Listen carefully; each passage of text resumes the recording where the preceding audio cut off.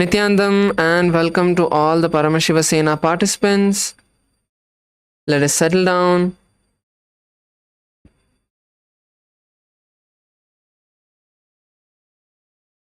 It's time for us to begin.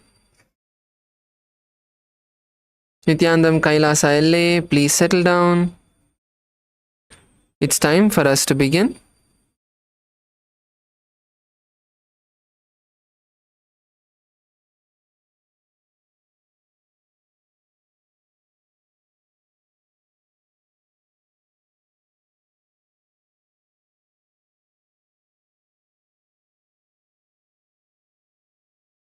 Settle down on your yoga mats. Make sure you have your Panchapatramana Dharani.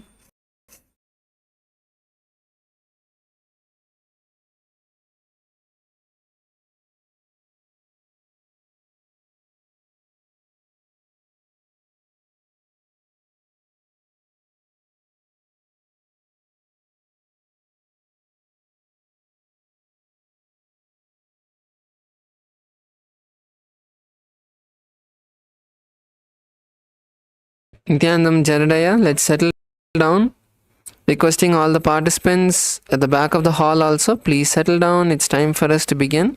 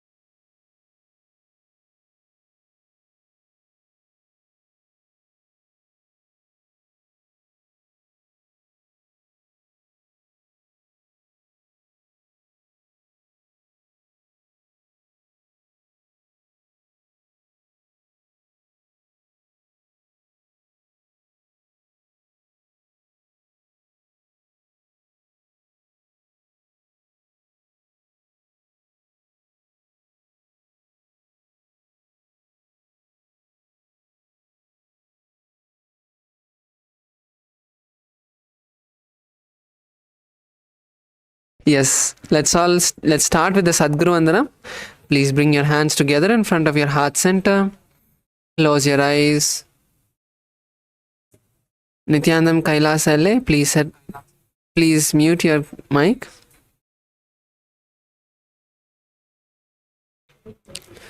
Bring your hands together in front of your heart center. Close your eyes. Visualize Swamiji in your inner space, and let's start with the Sadguru Vandanam.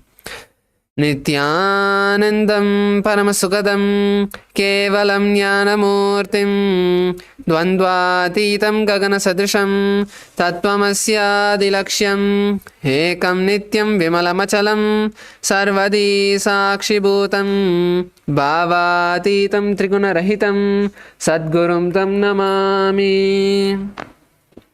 Next, let's chant the Shiva Mula Mantra. Om Ham Hom Shivaya Namaha 11 times internally. Om Ham Hom Shivaya Namaha. Om Ham Hom Shivaya Namaha. Om Ham Hom Shivaya Namaha. Om Ham Hom Shivaya Namaha. Om Ham Hom Shivaya Namaha. Om Ham Hom Shivaya Namaha. Om Ham Hom Shivaya Namaha. Om Ham शिवाय नमः। ॐ हां हौं शिवाय नमः। ॐ हां हौं शिवाय नमः। ॐ हां हौं शिवाय नमः. Slowly open your eyes and let's begin with the Tattvachamanam, the ritualistic cleansing.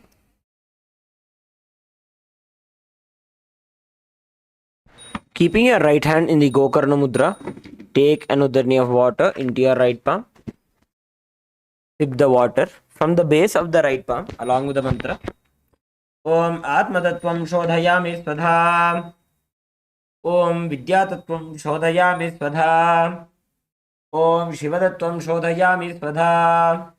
Please wash your hand with an udharni of water. The base of the right thumb, wipe your lips twice from the right to the left. Om Ham Hridayaya Namaha. Again wash your hand. With the index, middle and ring fingers joined together, touch the upper lip and the lower lip.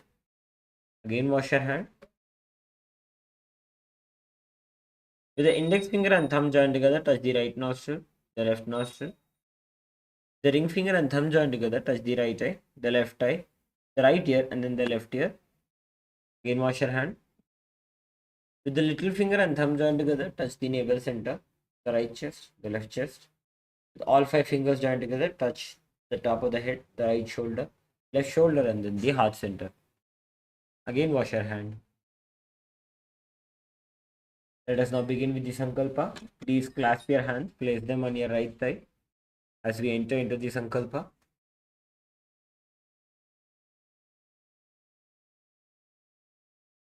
Now let's take a minute to visualize what we want to set as our declaration for today, what we want to manifest today.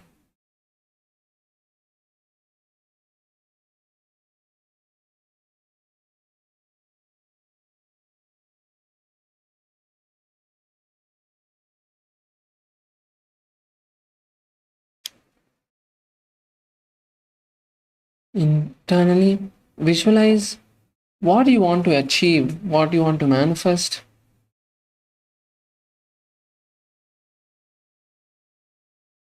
Set that declaration in your inner space. Visualize that manifesting in your inner space.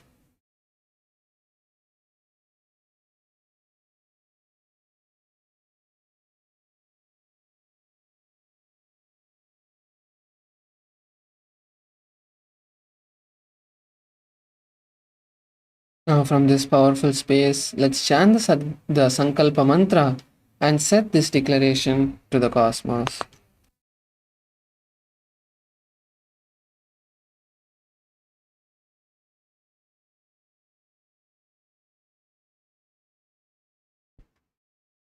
Om Mamopata Samasta Duridakshayadvara Bhagavat Shri Nithyananda Paramashiva Prityartham Shri Nithyanandeshwari Paramashiva Shakti Sameta Shri Nithyanandeshwara Paramashiva Prityartham Cha Shubhe Shobhane Muhurte Adya Brahmanaha Dvitiya Parardhe Shri Shvetavaraha Kalpe Vaivasvatamanvantare Ashtavimshatitame Nityayuge Pratame Pade Jambudvipe Bharatavarše Bharatkhande Meroho Dakshine Parshve Shakabdhe Asmin Vartamane Yavaharike Prabhavadinam Shishtyaha Samvatsaranam Madhye Vishwavasunama Samvatsare Uttarayane Lakshmi Venkateshwara Ritu Rishabhamase Krishnapakše Chaturthyam Shubhatithau Gravasaryuktayaam Moolanakshatra Sadhya Yoga Balavakarana Evam Guna Visheshana Vishishtayam Asyam Shubhatithau Shri KAILASONNATA Dvadashanta Shyamala Peetharudha Shri Meenakshi Sundareshwara Bhinna Swarupa Parashivaputra Ratnakumara Gurumanya Tulyavatara Shri Parvati Stanyapana Labda Divya Jnana Vishruta सकल निगमागमसारभूत द्राविड वेद प्रवक्त्रे श्रीमत्परमशिवकरुणासमधिगत मुक्तामय चतुरश्रयान गीयमान छत्र चाम श्रीचिह्नकाहलादि समस्त बिरदावल्यलङ्कृत ज्ञान विज्ञान चक्रवर्ती सर्वजन संग सद्यो निर्वाण दीक्षा व्यापवर्ग वर्ष विश्रान जीमूत परमदकलभ केसरी शैव सिद्धांत स्थापनाचार्य श्री राजाधिराज पांड्य महाराज गुरु क्षपण शाक्यादि महांधकार निवारण ज्ञान भानु वीक्षणा नरहार ध्वजोच्छेदन पूर्वक श्री ऋषभध्वज स्थापक शैव समय कर्त्रे सर्वज्ञ पीठारूढ़ श्री जगद्गुरु श्री ज्ञान संबंध देशिक स्वामी वागीश सुंदर माणिक्य वाचक स्वामिना अवतार भूत श्री ज्ञान संबंध स्वामी पुनरुद्धृत श्यामला पीठ सर्वज्ञ पीठ तृणवद्युत्तर द्विशततम गुरु महासन्निधान अरुणगिरि योगीश्वर परंपरागत अरुणाचल सर्वज्ञ पीठ गुरु महासन्निधान कैलास परंपरागत कांची कैलास सर्वज्ञ पीठ त्रयस्त्रिंशदुत्तर द्विशततम गुरु महासन्निधान नित्योत्सव नित्य मंगल नित्य कल्याण नित्य रचित कैलास परंपरागत आदि कैलास नित्यानंद पीठ महासंस्थान महासिंहासन पीठ कर्त्र साक्षात् श्री परमशिव समुद्भूत कैलास परंपरागत वैवस्वतमनु इक्ष्वाकु हरिश्चंद्र भगीरथ श्रीरामचंद्र शूरसेन इत्यादि अनवच्छिन्न सार्वभौम चक्रवर्ती परंपरागत चतुष्षष्टि योगिनी मंडित चतुष्षष्टि संप्रदाय प्रवर्तक मनुधर्म शासन सूर्यवंश प्राप्त सर्वज्ञ पीठ सुरांगी साम्राज्य मूर्ताभिषिक्त चूड़ामणि साक्षात् श्री परमशिव समुद्भूत कपिल महागुरु पुनरुद्धृत महानिर्वाणि पीठ अष्टोत्तर सहस्र श्री महामंडलेश्वर साक्षात् श्री परमशिव समुद्भूत श्री महागणपति समारंभ अनवच्छिन्न पीठाधीश्वर गुरु परंपरा प्राप्त अटल पीठ अष्टोत्तर सहस्रतम अष्टोत्तर सहस्र श्री अटल पीठाधीश्वर धर्म मुक्ति स्वर्गपुर स्वर्णपीठ त्रयोविंश गुरु महासन्निधान कैलास परंपरागत आदिपीठ सर्वज्ञ पीठ जगद्गुरु श्री कैलास पुनरुद्धारक श्री कैलास परमाचार्य श्रीमत् परमहंस परिव्राजकाचार्य वर्य सच्चिदानंद प्रणव स्वरूप श्रोत्रिय ब्रह्मनिष्ठ श्रीमज्जगद्गुरु श्रील श्री भगवत् श्री नित्यानंद परमशिव श्री ज्ञान संबंध देशिक परमाचार्य स्वामिनां प्रीत्यर्थम तेषां पादारविन्दयोः भक्ति सिद्ध्यर्थम गुरुकृपा कटाक्ष सिद्ध्यर्थम क्षेमस्थैर्य वीर्य विजय आयुरारोग्य ऐश्वर्यानाम् अभिवृद्ध्यर्थम धर्मार्थ काम मोक्ष चतुर्विध फल पुरुषार्थ सिद्ध्यर्थम समस्त दुरितोपशान्त्यर्थम समस्त मंगल अवाप्त्यर्थम भगवत् श्री नित्यानंद परमशिव प्रसादेन सकुटुम्बस्य ज्ञान वैराग्य जीवन मुक्ति प्राप्त्यर्थम पूर्ण आरोग्य युक्त दृढ़गात्र यौगिक शरीर सिद्ध्यर्थम परमशिव शक्ति आविष्करणार्थम नित्यानंद योगाभ्यासं करिष्ये. Please wash your hand with an uddarni of water. Om apa upasprishya.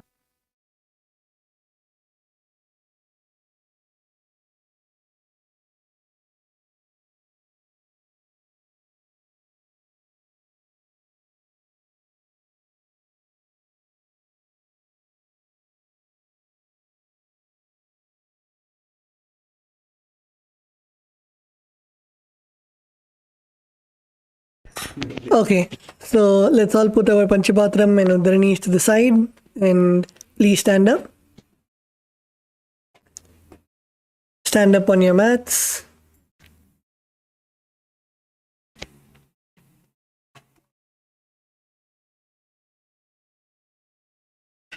Let's now begin the skeleton dance. So visualize yourself as a skeleton, only with bones, no muscles, no flesh, no skin. And now slowly start shaking every part of your body, your limbs, your hands, your legs, your wrists, your ankles, your neck, your hips, your shoulders. Start shaking every part of your body intensely.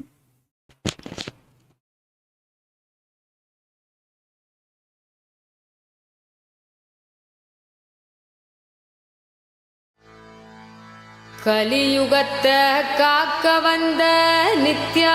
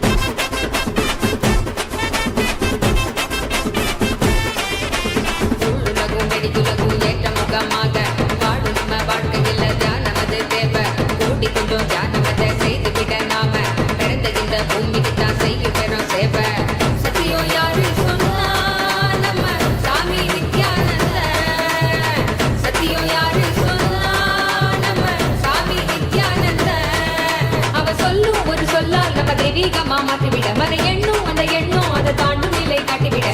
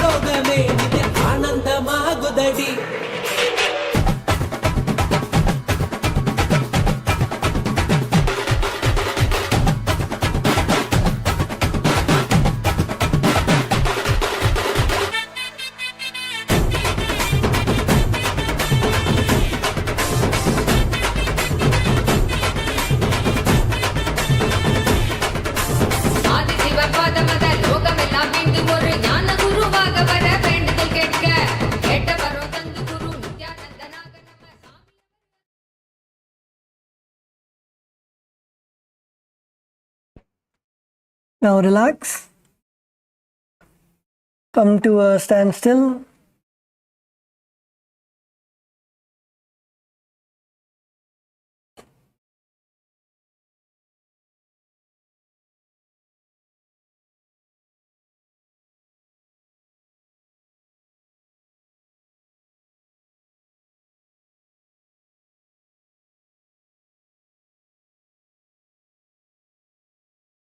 Focus on your breathing.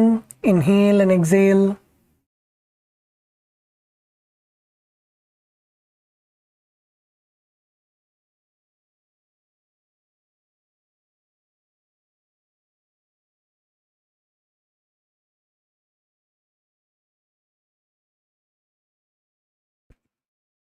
Inhale deeply and exhale.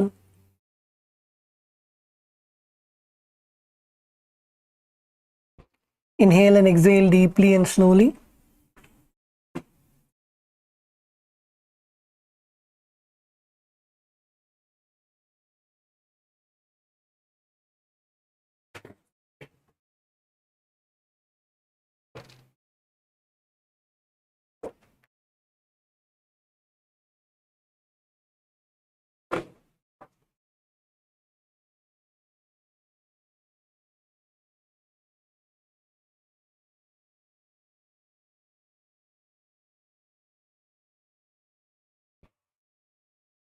Now you can open your eyes and let's come to a seated position. You can sit down.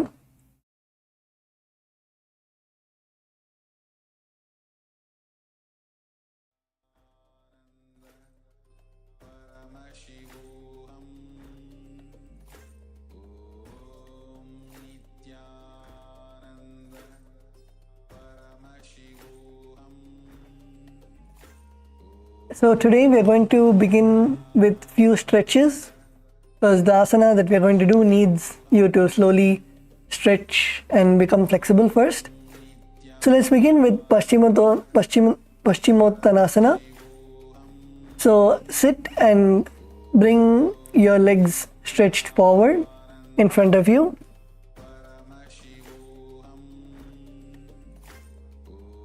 Sit with your leg stretched forward in front of you, and you can first bend your right leg. Bend your right leg and keep your right heel next to your perineum.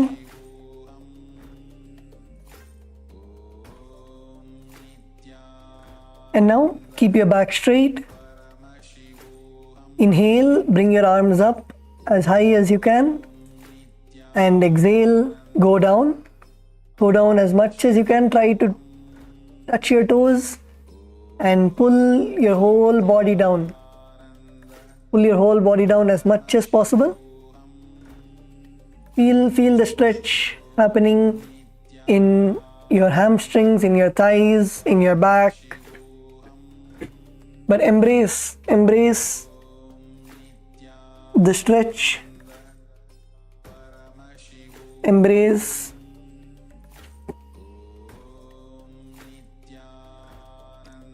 Breathe deeply. Inhale and exhale. Stretch as much as you can.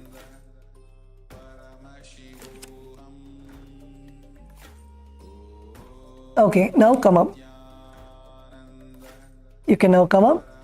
And let's do the same with the right leg. So extend your right leg out and bring your left leg, keep your left heel close to your perineum, your right leg completely stretched out, your knee straight, keep your back straight, and now inhale, raise your arms up all the way, and exhale, go all the way down, touch your toes with your hands, and bend all the way down.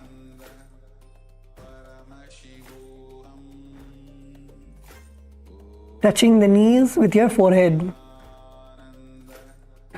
Nicely stretch, breathe while you're in the asana, and stretch as much as you can. Stretch nicely. Breathe in and breathe out.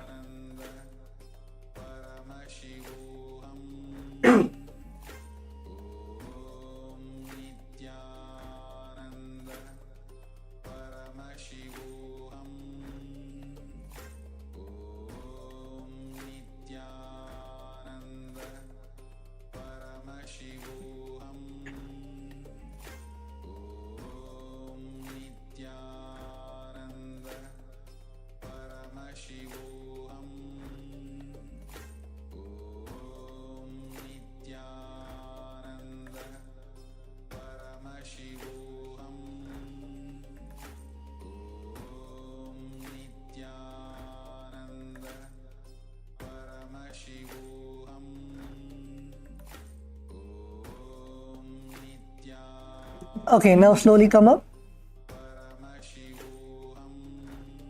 Now next we are going to stretch in Dhanurasana. So keep your legs stretched out in front of you. Now take your right leg and bring your right leg over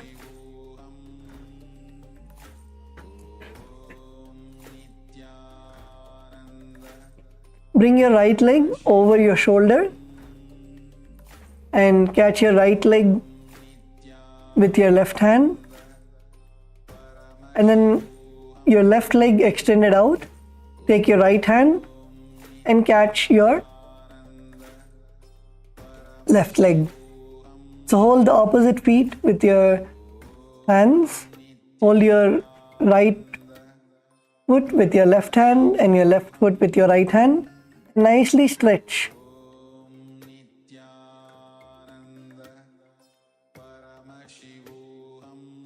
Stretch nicely. Pull your feet close to you.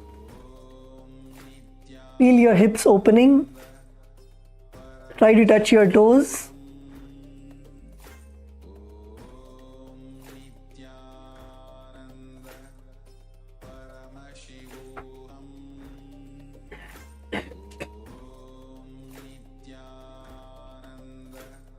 Okay, now relax.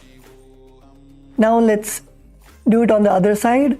So take your left leg and put it over your left shoulder and catch your left foot with your right hand.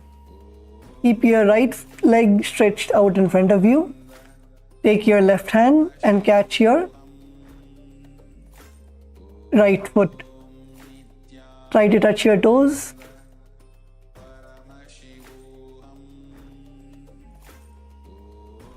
Inhale and exhale deeply in the asana.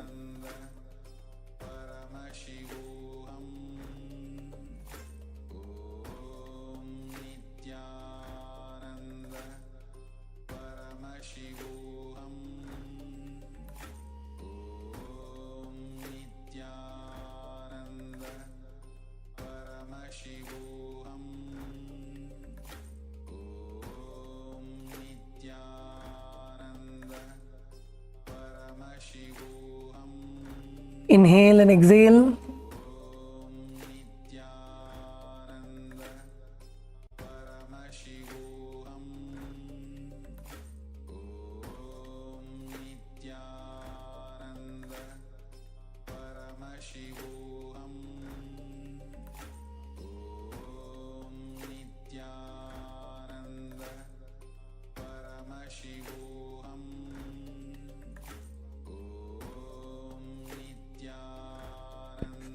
Okay, now relax.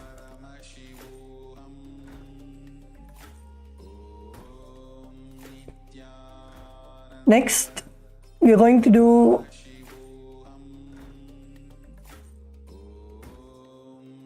Ekapadasana. So now you're going to try to put one leg over your head. So take your right leg and first bring it over your elbows to your chest, and then bring it over your shoulders, and then bring your leg all the way behind your head.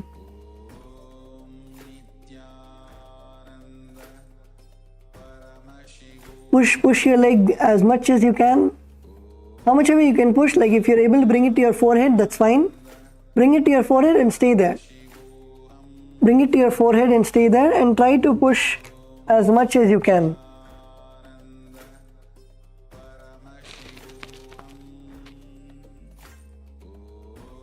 You can even bring your feet to your ears.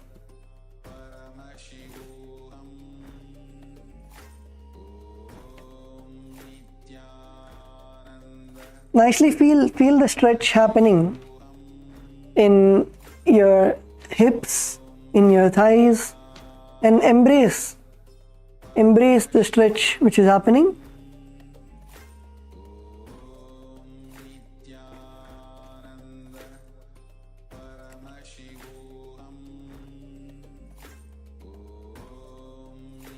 Okay, now relax. Now let's do it on the other side. So now take your left leg and first bring it on top of your elbows, and then bring it on top of your shoulder. Nicely hug your feet as close as possible to your body. And then now bring your feet to your head and put it all the way behind your neck.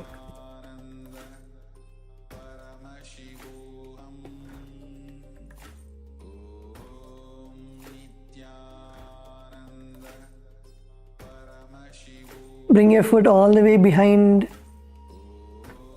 your neck.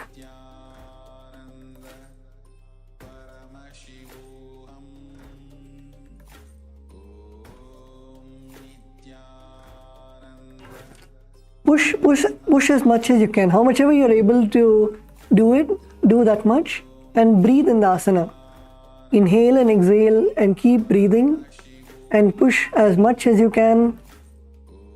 Have the intention for your body to become flexible, and you will see that it will listen to you. Your body will listen to you, and you will become flexible. Drop any impossibility that you have, that it's hard, you're not able to do, and just focus on dropping your patterns and pushing your body how much ever you can.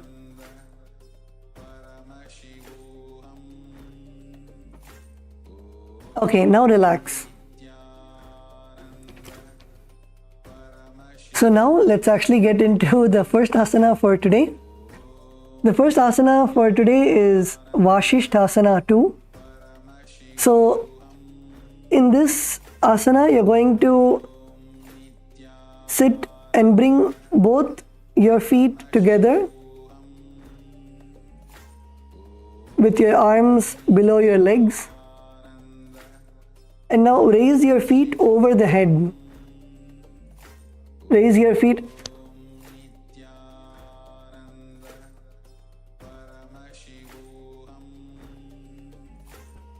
Raise your feet over your head and bring your palms together in the Namaskara Mudra.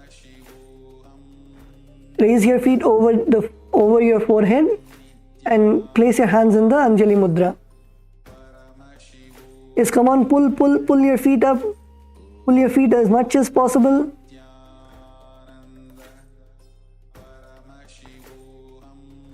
Yes, Jaredaya, good. Camria, come on, higher.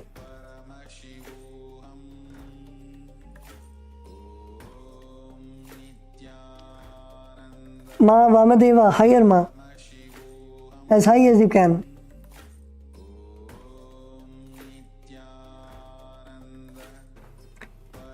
And in this asana also balance. Balance in this asana, you should not fall back. Balance in the asana. And in this asana, visualize yourself as sage Vasishtha. Visualize yourself as sage Vasishtha, one of the Sapta Rishis. Perform the Pratyahara Kumbhaka. Inhale and hold your breath. When you hold your breath, visualize the prana flowing through all of your 7 chakras. Perform the Mula Bandha, contracting your perineum. And the internal japa Om Nithyananda Paramashivoham. दोबू पग थली जोड़ी संपूट करे, हाथ दोबू पग बीच आनी तले, करी आने बारे ल्याई, कहुन्या माहिली संधि राशे. The next asana is Shivlingasana. In this asana, it is similar to the previous asana. Hold the feet and lift them towards your head. And this time hold the toes of the feet with your fingers interlocked. Hold the toes of your feet with your fingers interlocked and raise your legs all the way up, up, on top of your forehead, and visualize yourself as a sacred Shivlinga. Continue to perform the Pratyahara Kumbhaka. Inhale, hold your breath, visualize the prana flowing through all of the 7 chakras from the Mooladhara, the base of the spine, all the way up to the Sahasrara, the crown center. Perform the Mula Bandha. And the japa Om Nithyananda Paramashivoham.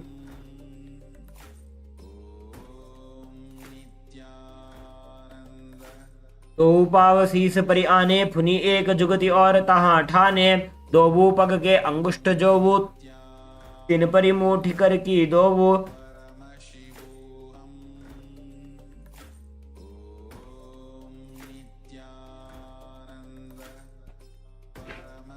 Now relax. The next asana is Kakarupa Skandasana. Now sit and lift both your legs on top of your shoulders. Place both your legs on top of your shoulders.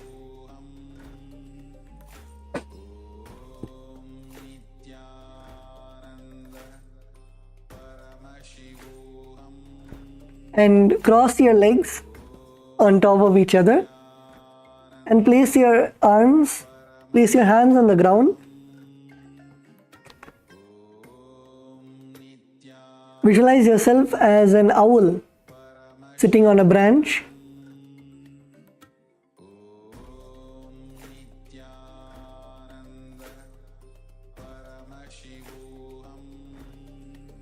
And in this asana also, continue to perform the Pratyahara Kumbhaka. Inhale, hold your breath. When you hold your breath, visualize the prana flowing all the way from the Mooladhara chakra, the base of the spine, going all the way up to the Sahasrara, the crown center. Perform the Mula Bandha, contracting your perineum, and the japa Om Nithyananda Paramashivoham. अथ वक्षे काकरूप स्कन्धासनम् उत्तमम्, कलिपापात् प्रमुच्येत वायवीं वशमानयेत्, निजपादद्वयं बद्ध्वा स्कन्धदेशे च साधकः, नित्यमेतत्पदद्वन्द्वं भूमौ पुष्टिकरद्वयम्.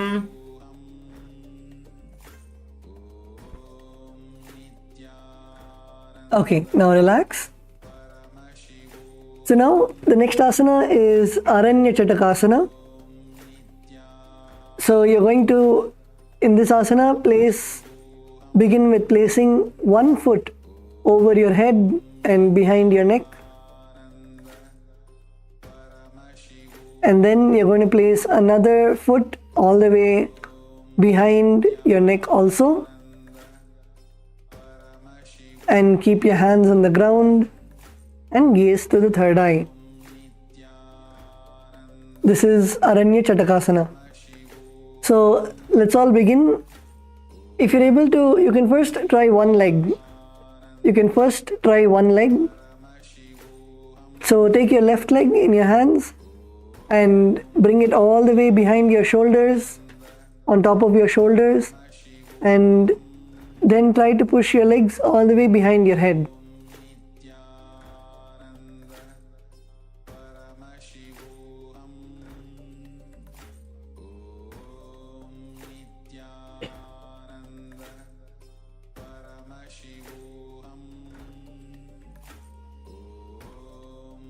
And once you put one leg over your head, then you can go to the next leg. If you're not able to place it behind your head, you can keep trying and try to place it behind your shoulders. Try to place your feet behind the shoulders and visualize yourself as a bird in this asana. Keep trying to put your feet behind your head. We have many asanas coming up, so you can keep trying. Slowly get comfortable in the asana. Asana is about being comfortable and being stable.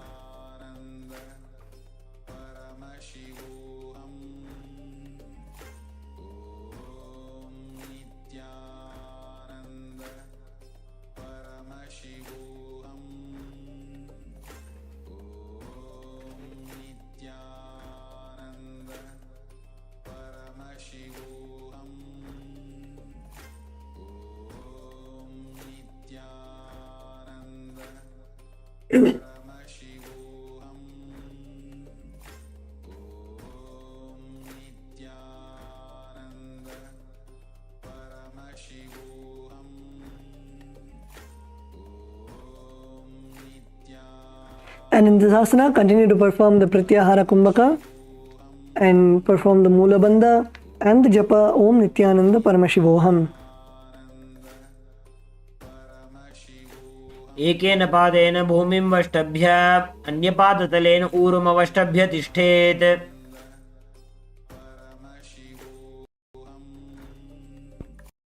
Now continue to remain in the same asana.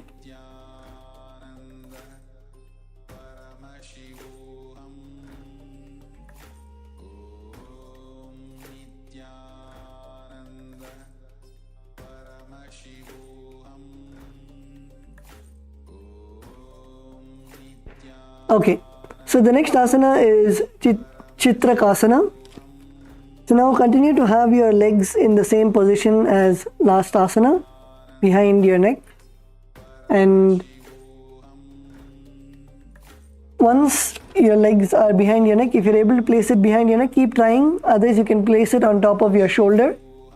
Place both your legs on top of your shoulders. But keep trying to place it above your head. And now place your right hand on the left side of your neck.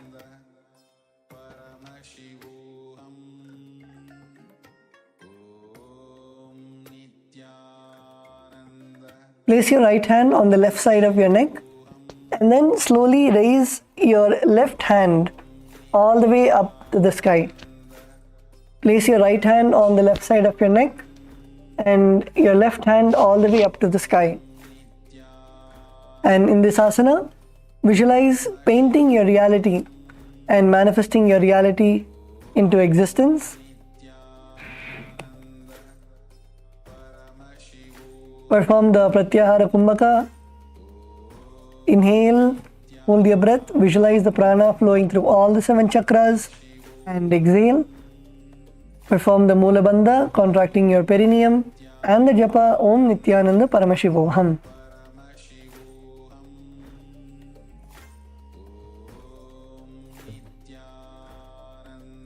प्रथम पगधली संपुट करे पुनः जुगति ऐसे विस्तारे. दायिका होनी माहिली संधीता परिदो वो AD बंध.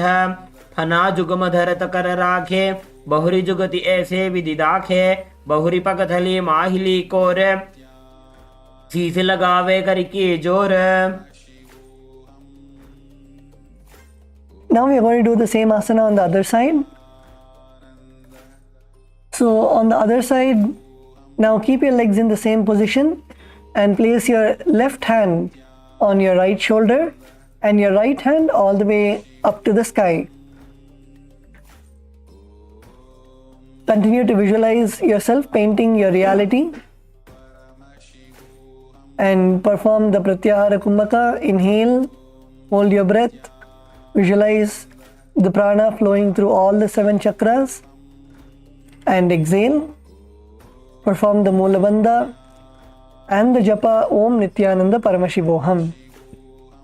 प्रथम पगधले संपुट करे पुनः जुगति ऐसे विस्तारे दायिका होनी माहिली संधि तापरि दो एडी बंध फना जुगम धरत करि राखे बहुरी जुगति ऐसे विधि दाखे बहुरी पगधली माहिली कोर शीश लगावे करके जोर.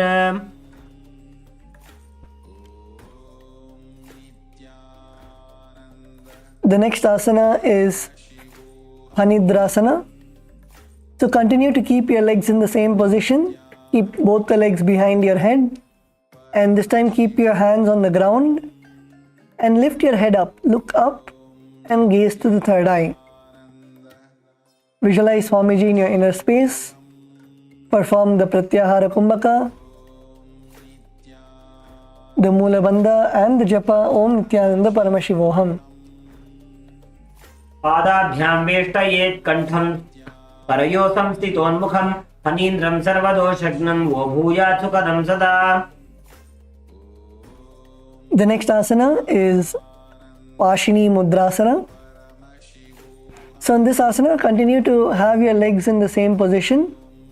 Keep your hands on the ground. In this asana, visualize yourself bound by a noose of integrity. Visualize yourself keeping your emotions integrated and continue to perform the Pratyahara Kumbhaka, the Mula Bandha and the Japa Om Nithyananda Paramashivoham. कंठपृष्ठे क्षिपेत् पादौ पाशवदृढबन्धनं स एव पाशिनी मुद्रा शक्तिप्रबोधकारिणी. The next asana is Machandrasana 3. So in this asana, keep your legs again in the same position and form a fist with both your hands and place one on top of the other in the ground in front of you. Keep both the hands as in the fist and place it on the ground in front of you. And in this asana, visualize yourself as a fish. Visualize yourself as a fish. Perform the Pratyahara Kumbhaka, the Mula Bandha and the Japa Om Nithyananda Paramashivoham. बैसी करी दो वो कांधे राशे आति करी दो वो हाथ की मुठी करी दाई मुठी नीचे जीमणि ऊपरी राशि.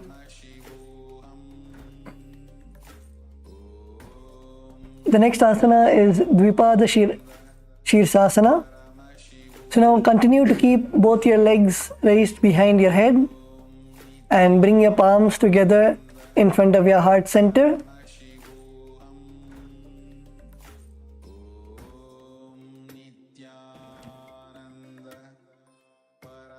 Gaze forward. Visualize Swamiji in your inner space. Perform the Pratyahara Kumbhaka, Mula Bandha and the Japa Om Nithyananda Paramashivoham. बेसिने बने पगमाथा उपरला विडाका ना पाछल्या भाग पर चढ़ावा ने हाथ जोड़िने स्थिति कर बीते द्विपाद शीर्षासन कहे वा यछे.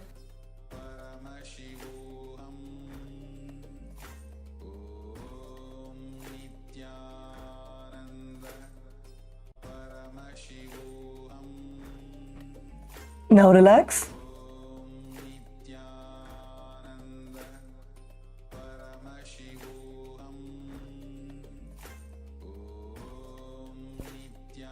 The next asana is Bharatari Asana.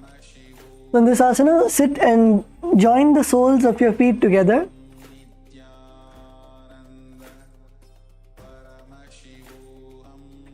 And hold your toes with a finger lock. Lock your fingers.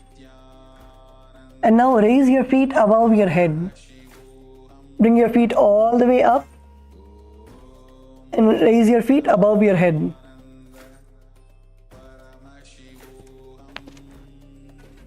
In this asana, visualize yourself using the Shakti of Mahima. Mahima is make yourself as heavy as possible. Visualize yourself making yourself as heavy as possible. And continue to perform the Pratyahara Kumbhaka. Inhale, hold your breath. Visualize the prana flowing from the Mooladhara till the Sahasrara. And exhale, perform the Moola Bandha and the Japa Om Nithyananda Paramashivoham. आसन गोपी चंद कह्यो जैसे Yahoo को कीजे पुनीते से core पकथल्या की माहिली शीन आनी मेले दो मिली या आसन के किए ते मूल बंध लग जाय जयत राम साधिके रहे नासा दृष्टि लगाय. Now let's perform the next asana. The next asana is Devasana. So in Devasana, now you're going to lay on your back.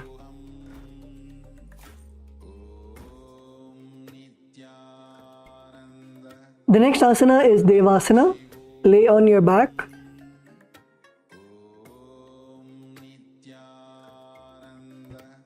Lay on your back and raise your legs upwards. Lock the fingers, keep your soles of your feet together and lock the fingers around your ankle and bring your legs near your head.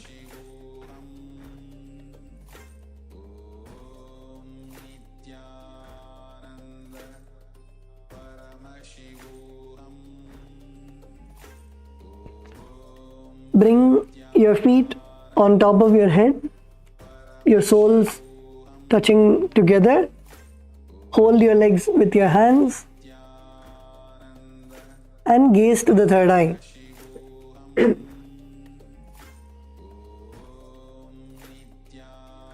In this asana, visualize all the gods and goddesses blessing you.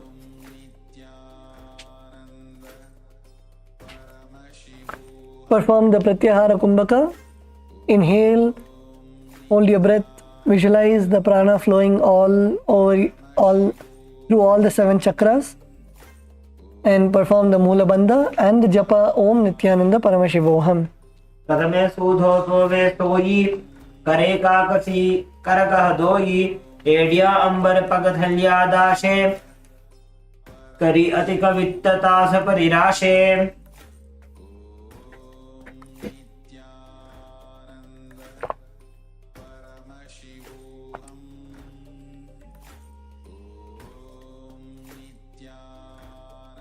Now relax. The next asana is Mrittika Banjikasana. So continue to lay on your back and raise your legs up. Holding the feet from the side, keep them to the side of your ears. So hold your feet, hold your right foot with your right hand, your left foot with your left hand, and pull your feet as much as you can close to your head and keep them beside your ears.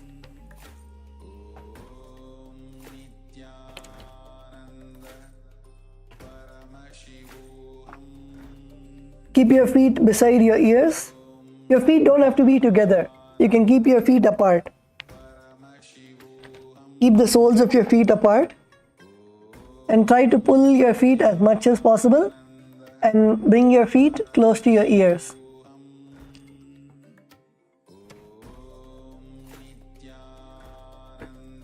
Keep your head on the ground. Don't lift your head off the ground. Keep your head on the ground. Visualize yourself as the source of energy.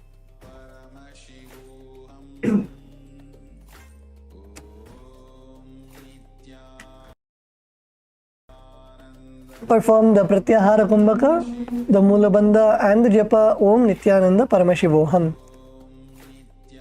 प्रथम से न सूदो होय ठाने पग ऊंचाई आगाने आने बहुर पग थली कोयो राखे कोरवार लिया विधि दाखे वटी अंगुलिया लगती आने करी गाढ़ी जड़ंतर ठाने दो हाथ पग बाहर लियावे पुनिता को ऐसे ठहरावे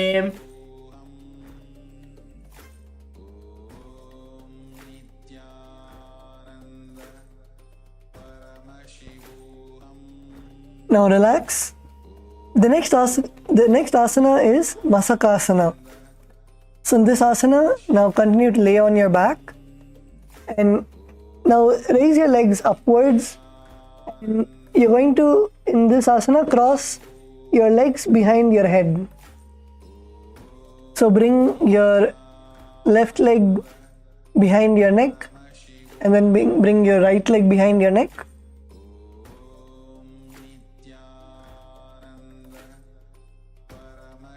Cross the feet behind your head and place your hands below your buttocks and try to touch the ground with your hands.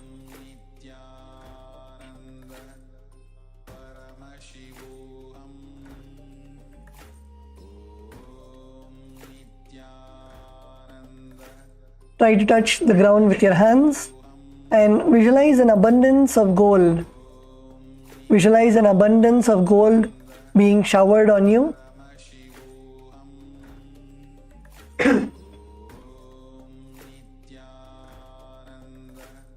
Visualize an abundance of gold being showered on you. Perform the Pratyahara Kumbhaka, the Mula Bandha and the Japa Om Nithyananda Paramashivoham. प्रथमे सूधो सही नहीं करे वाम पाद कंधा परिधरे तापरि दक्षिण पग को आने दो हस्त ऐसे विधि ठाने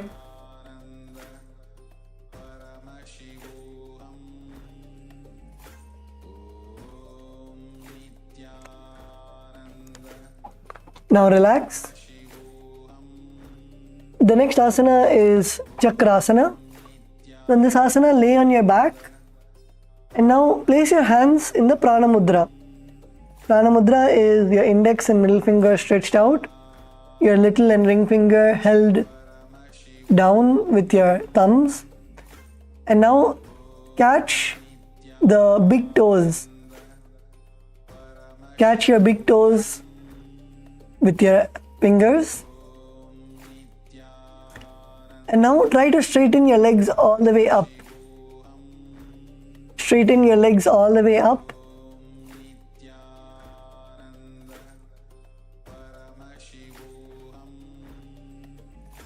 This asana is Chakrasana.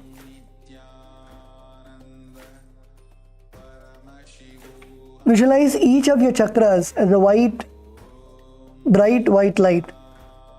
Your Mooladhara chakra, your Swadhisthana, your Manipuraka in the base of your spine, your Vishuddhi, your Anahata at the heart center, Vishuddhi at the throat center, your Agnya chakra in the brow center, and the Sahasrara chakra on your crown center.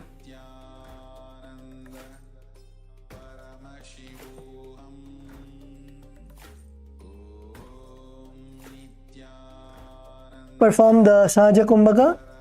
Inhale and exhale comfortably. Perform the Mula Bandha, contracting your perineum, and the Japa Om Nithyananda Paramashivoham. बेहाथानी अंगुलियों ठिबे पगना अंगली पकड़ीने तवु ते चक्रासन कहे वायछे. Now relax. The next asana is Tanasana. So in Tanasana, lay down on your back and keep your feet flat on the ground. So bring your knees up and put your feet on the ground. Your hands can rest on the sides of your body.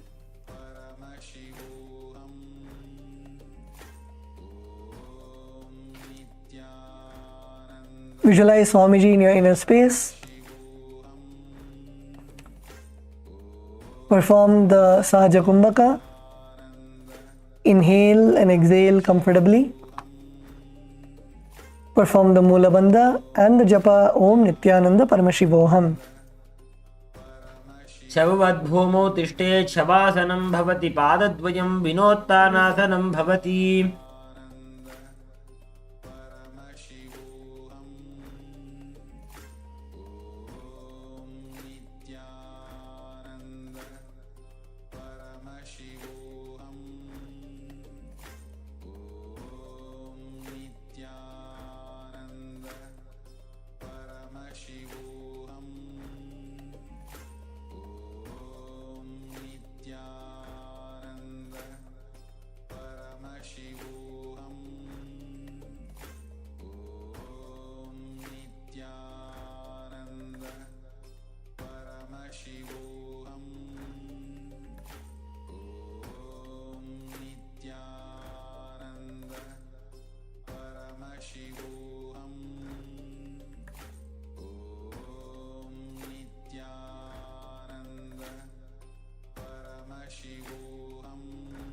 Yes. So now we'll be moving into the next asana. Hope everyone's relaxed their back.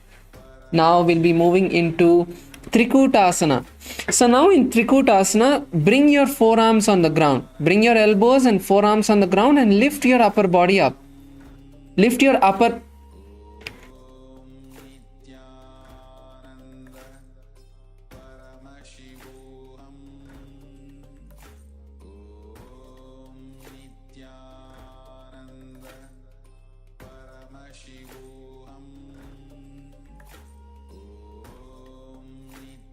Yes, so this is Trikutasana. Now visualize a mountain in your inner space. Continue to perform the Sahaja Kumbhaka as you inhale through your nostrils and exhale as deeply as you can. Tighten your perineum, tighten your Mula Bandha, and internally chant the japa Om Nithyananda Paramashivoham. उत्तानशयनं पादतलाभ्यां भूमिं धृत्वा कूर्परो अवनौ निधाय पृष्ठप्रदेशम् ऊर्ध्वम् उन्नमयेत् त्रिकूटं भवति.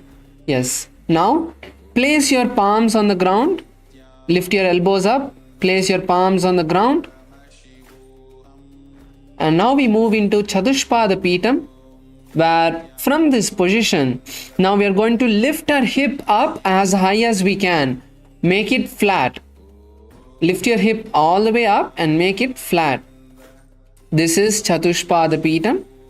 In this asana, we are going to be visualizing a hall, a temple with 4 pillars. Your hands and legs are stone pillars. Come on, let's keep it strong. Stay over there. Continue to inhale and exhale in the Sahaja Kumbhaka as deeply as you can. Tighten your Mula Bandha. That will help you to stay over here. And internally chant the japa Om Nithyananda Paramashivoham. पूर्वतानं चतुष्पादपीठं वज्रासनं तथा चकोरक्रं च शलभभुजङ्गमपि वृश्चिकम्. Let's stay over here. Let's stay over here. Now slowly stretch your legs. Slowly stretch your legs. From this position, stretch your legs, straighten your feet. Let's balance over there. Keep your head tilted backward. Gaze up towards the sky. Balance over here in Purvatanasana. Continue to visualize Swamiji in your inner space. Perform the Sahaja Kumbhaka. Inhale and exhale. Continue to breathe in and breathe out deeply. And tighten your Mula Bandha. Tighten the perineal muscles in the Mula Bandha and chant the japa Om Nithyananda Paramashivoham. पूर्वतानं चतुष्पादपीठं वज्रासनं तथा चकोरक्रं च शलभभुजङ्गमपि वृश्चिकम्. Yes, now slowly lower your body down, relax, lower your body down and lay down on your back. Now we move into the next asana, which is Urdhva Konasana.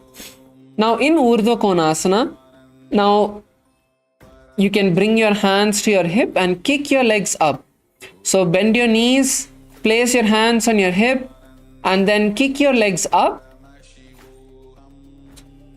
And now slowly open your feet nice and wide.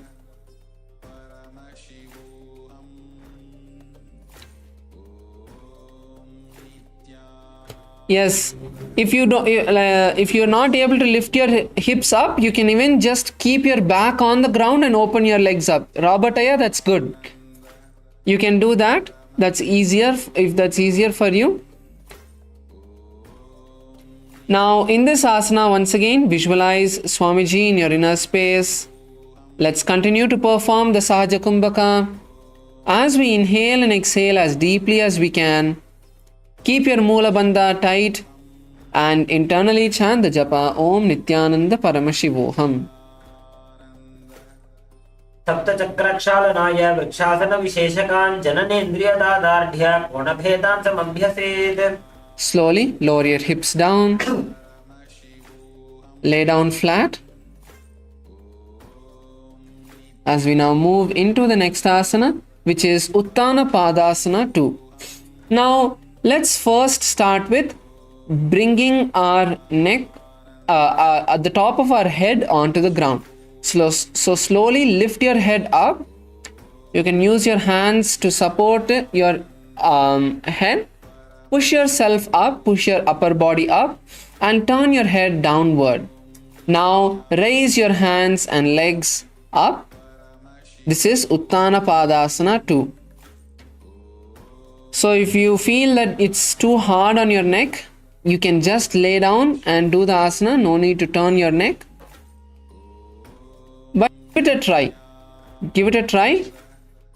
In this asana, we are going to be visualizing Swamiji in our inner space. Perform the Sahaja Kumbhaka. Continue to breathe in and breathe out deeply. Keep the Moola Bandha tightened and chant the japa Om Nithyananda Paramashivoham. उत्तानपादं क्रौञ्चं च मरीचिं वीरभद्रकं नटराजं त्रिकोणं च सिक्ताङ्गुष्ठप्रसारणे. Now lower your legs down, lower your body down. We are now moving into Setu Bandhasana. So Setu Bandhasana is a similar asana to what we were previously doing. Let's start with first placing our hands by the side of our head and lift our neck and turn it down. Turn our head onto the ground. Bring the top of your head onto the ground.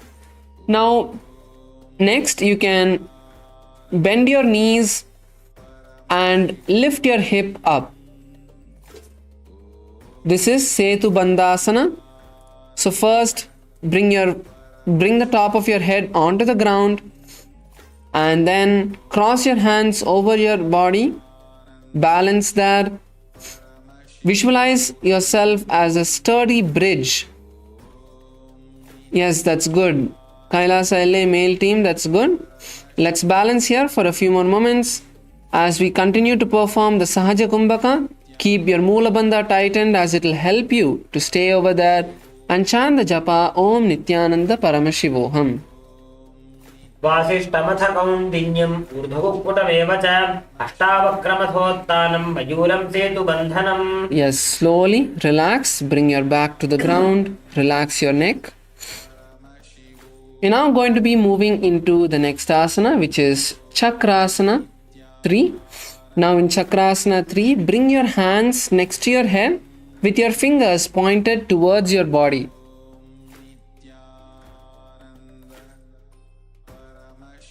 And now lift your hip up as high as you can, straightening your hands and legs. Lift yourself all the way up. You can use a chair as well to support your back. So you can maybe, if it's hard for you to lift your entire body, you can lay down on a chair. That will help you to perform the asana. Yes, Jaradaya, that's good.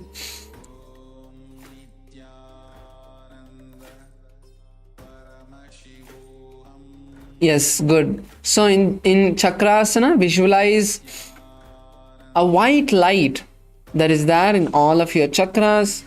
Continue to perform the Sahaja Kumbhaka and chant the japa Om Nithyananda Paramashivoham. उदं पार्ष्णात् सम्पीड्य वायुमापुञ्च यद्बलात् वारं वारं यथा चोर्ध्वं समायाति समीरणः. Yes, now if you can continue to stay there, otherwise you can lower yourself down, take a small break and rise back up. We are going to be moving into the next asana, which is very similar, Petaputi asana. In Petaputi asana, you're going to just try to walk your hands and legs as close together as possible. Try to touch your hands to your legs. That is Petaputi asana. Once again, you can use a chair to support you if you want some support. You're not able to balance your hands, you feel your hands are not strong enough to hold you. You can lay down on a chair and perform this as well. So let's all give Petaputi asana a try. Please raise your hips up. Raise yourself all the way up. And slowly try to walk your hands as close to your feet as possible. Once again, we are going to be visualizing Swamiji in our inner space. Perform the Sahaja Kumbhaka. Inhale and exhale through your nostrils. Continue to breathe even in that asana and chant the japa Om Nithyananda Paramashivoham. आसन को गुणपान अपान की गाठी सूटे जालंधर बंध लागे. Yes, slowly lower yourself down. We are now going to be doing a counter stretch for this asana, which is Vichitra Karani. Now in Vichitra Karani, from this laying down position that we are all in, slowly bring your legs up and bring your knees to your forehead. Stretch your hands behind you.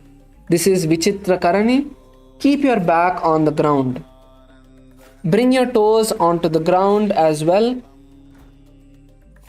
So this is going to help you as a counter stretch for the asana that we just did, the Chakrasana and Petaputi asana. Continue to visualize Swamiji in your inner space. Perform the Sahaja Kumbhaka. Inhale and exhale through your nostrils as deeply as you can. Keep your Moola Bandha tighten and chant the japa Om Nithyananda Paramashivoham. चैत पश्चिमतानस्ते हस्तौ तत्र प्रसारयेत् पादौ दण्डसमो कृत्वा विचित्रकरणी भवेत्. Slowly lower your legs back down. And now we're going to be moving into the next asana, which is Parashvasana. Now in Parashvasana, bring your elbows to your navel. Bring your elbows to your stomach.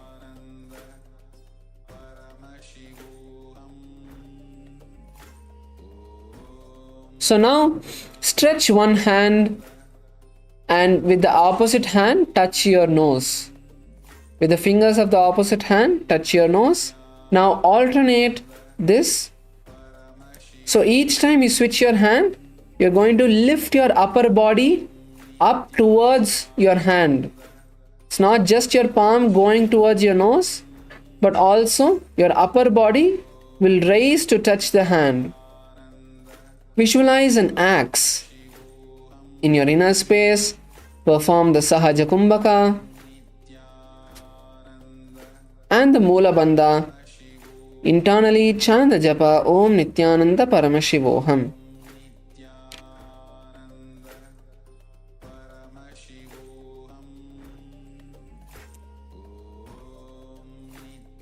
पादतले भूमो निधाय जानु निवृत्ति निधाय विपरीत हस्ताभ्याम गुरु सहित जंगे निबध्य.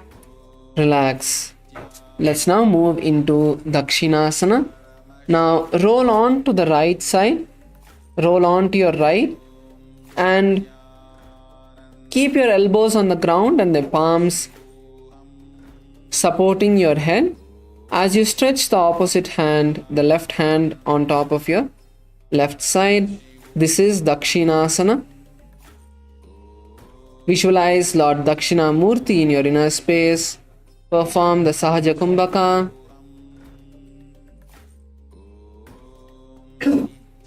And Chant the japa Om Nithyananda Paramashivoham. शय्यर्जुदक्षिणाङ्गेन मस्तकेधो निधायशः दक्षं हस्तं च वामं तु जङ्गपृष्ठे ततो जपेत् सम्प्रायतिरुजा शोको दुःस्वप्नं वीर्यपातनं पचनाशक्तिरग्निस्तु वर्धते दक्षिणासनैः.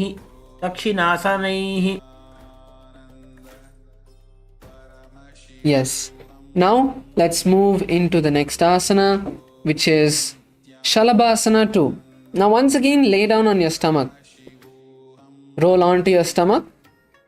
And now bring your hands to your side, stretch them backward. Keep your palms facing down. And now on the count of 3, we are going to lift our upper body and legs as high as we can. And we'll stay there for a few moments. Let's all get into the asana, get into the position. 3, 2, 1. Lift your upper body and legs up. Visualize a locust in your inner space and chant the japa Om Nithyananda Paramashivoham. Come on, let's balance over there.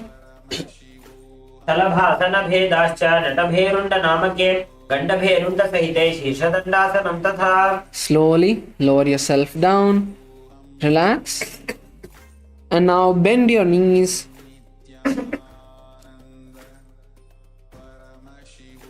Bend your knees and hold your legs with your hands. We're now entering into Bhekasana. In Bhekasana, holding your legs, push your legs to the ground as much as you can.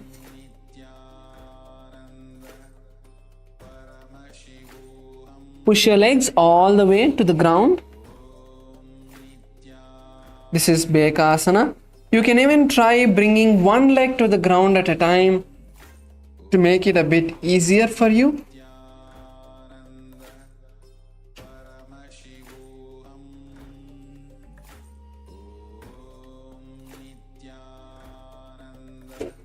In your inner space, visualize a frog. Continue to perform the Moola Bandha. We are performing a new Kumbhaka now, which is the Jiva Chala Kumbhaka, where we are going to inhale as deeply as we can. Feel the air go all the way to our toes and then exhale, feeling that air that is going, the prana that's going all the way to your feet is now coming back all the way through your body and exhale. So you want to inhale and exhale as deeply as you can. Internally chant the japa Om Nithyananda Paramashivoham. मकं भेकासनं चैव मकरं मत्स्य नामकं मत्स्येन्द्रं द्विविधं चात्र कुण्डलीबोधकारणम्. Now let's enter into Bherundasana. In Bherundasana, we are going to hold both of our legs. Continue to hold your legs. And now bring one leg to the ground and bring the opposite leg up. So one leg goes to the ground, the opposite leg, raise it as high as you can. This is Bherundasana.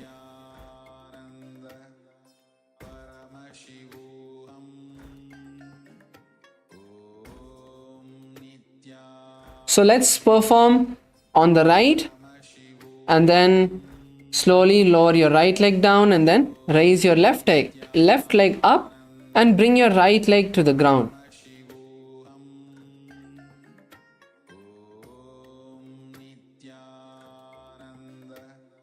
So visualize a hyena in your inner space. Continue to perform the Jiva Chala Kumbhaka as you inhale and exhale as deeply as you can, feeling that the air that you're inhaling is coming all the way from, as you inhale, it's going all the way to your toes, and then when you exhale from your toes, you're going to exhale as deeply as you can. And continue to perform the Moola Bandha along with the japa Om Nithyananda Paramashivoham. शलभासन भेदाश्च नटभेरुण्ड नामके गण्डभेरुण्ड सहिते शीर्षदण्डासनं तथा. Yes, now let's enter into into Shakatasya Karana. Now in Shakatasya Karana, lay down with your hands and legs stretched. So stretch your hands in front of you Keep your legs stretched behind you. Now, bring your right hand and backward and bend your right leg at the same time. And now slowly and gracefully alternate the hand and slowly stretch the right hand and the right leg, and then bring the left hand and hold the left leg. Then switch. So make the movements as gracefully as you can. You can raise your upper body. Yes, relax. We are now going to be entering into Shulasana. Now raise your upper body and place your elbows on the ground. Rest your chin on your hands and bend your knees. This is Shulasana. Visualize Swamiji in your inner space. Continue to inhale and exhale deeply in the Jiva Chala Kumbhaka. Tighten your perineal muscles in the Mula Bandha and chant the japa Om Nithyananda Paramashivoham. पूर्वराभ्याम अवनिमवष्टभ्य हस्ततलाभ्याम हनुमवष्टभ्य उत्तिष्ठेत शूलासनं भवति. Now lower your legs to the ground. Keep your toes pointed backward. This is Makarasana 2. Visualize a crocodile or an alligator in your inner space. Continue to inhale and exhale as deeply as you can in the Jiva Chala Kumbhaka. And internally chant the japa Om Nithyananda Paramashivoham.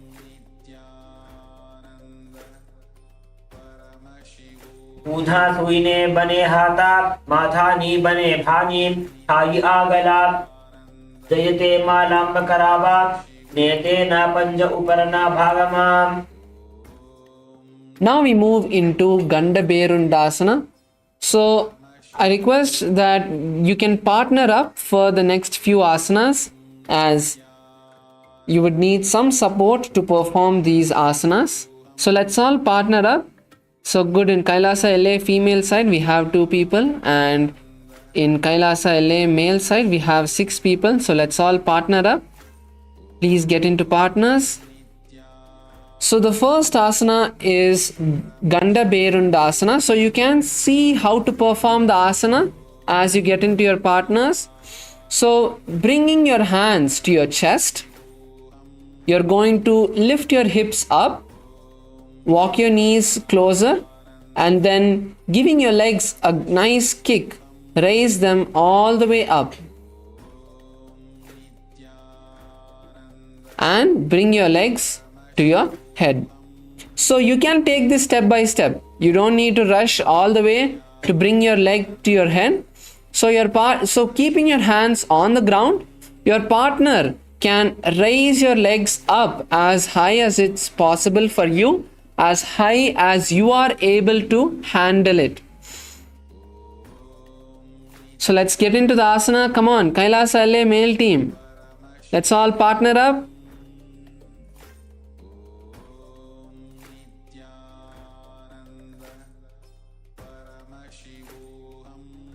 Yes.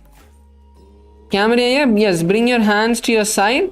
And now Jararaya, you can slowly lift Kamaraya's legs from behind as much as he can. Keep your chin on the ground. Don't keep your forehead. Keep your chin on the ground. Lift your face in front.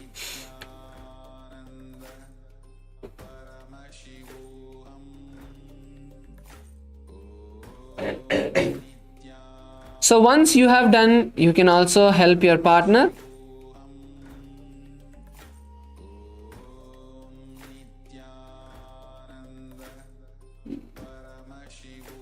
Yes, that's good.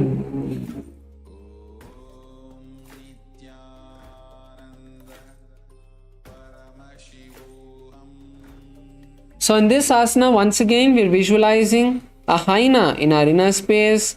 Make sure you breathe. Continue to breathe in this asana. Don't stop breathing. Inhale and exhale as much as you're able to. You may be feeling a bit restricted to breathe because of the bend. So try to breathe as much as you can. Keep your body relaxed and perform the asana.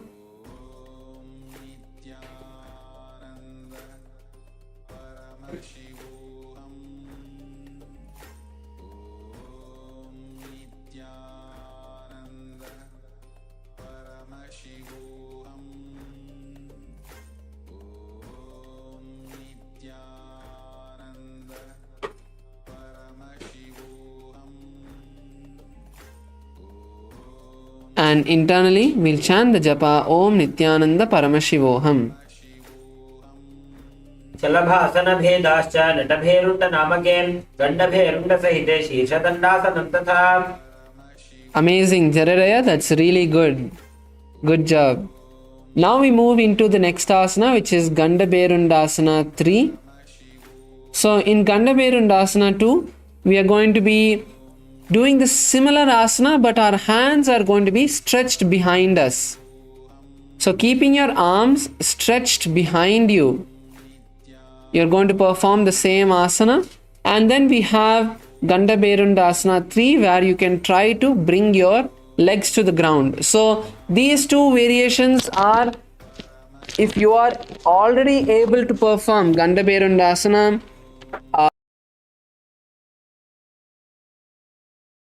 you can. Otherwise, just focus on, you can stretch your hands backward and just focus on bringing your legs as high as possible, as close as possible. You don't need to focus on bringing your legs to your head. Let's take it step by step, so you can do it slowly. You don't need to rush into getting the asana perfect. So let's all give it a try.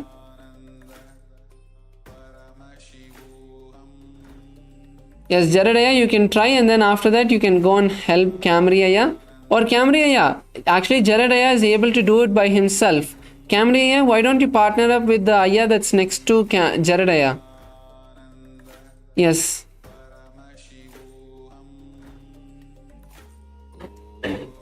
So both of you can do together.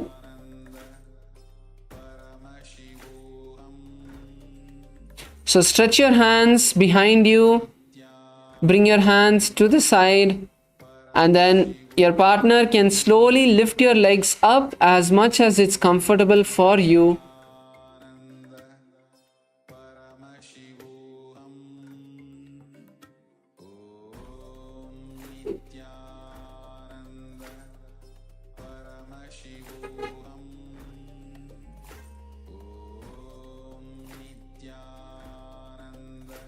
Yes, Kamriyaya, that's good.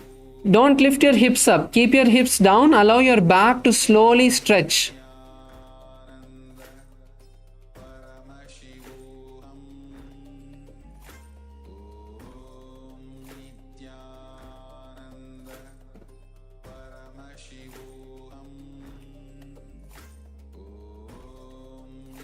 शलभासन भेदाश्च नटभेरुण्ड नामके गण्डभेरुण्ड सहिते शीर्षदण्डासनं तथा. Yes, that's good. Slowly relax. That's good. Now we move into the next asana, which is Viparita Shalabhasana. In Viparita Shalabhasana, we are going to be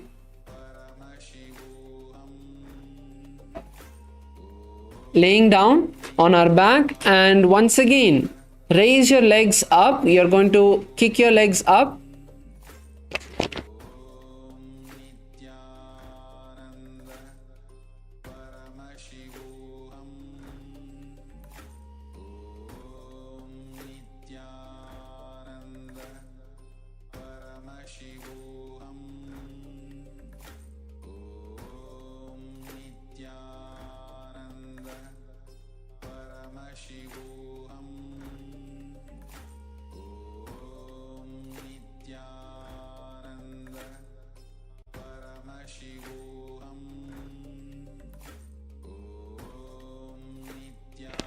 So this is Viparita Shalabhasana.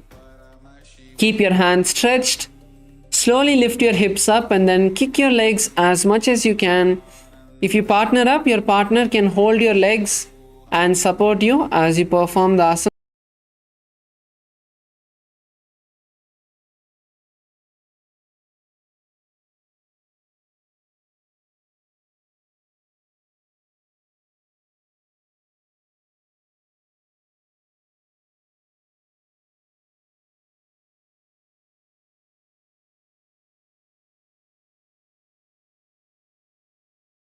Now laying on our stomach, bring your hands to your side. Bring your hands to the side of your chest. And slowly lift your body up as much as you can into a plank position. And now lower your body as close to the ground as possible without your body touching. So this is Chaturanga Dandasana. And when you're not able to hold on anymore, raise yourself up. Don't lie down.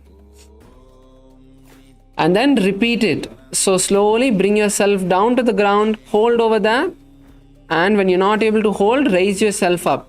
So let's do it together. Let's all go down on the count of 3 and balance that. Visualizing our body is a sturdy stick, a sturdy wooden staff. Okay, let's go down on the count of 3. 3, 2, 1. Lower yourself down. Balance here.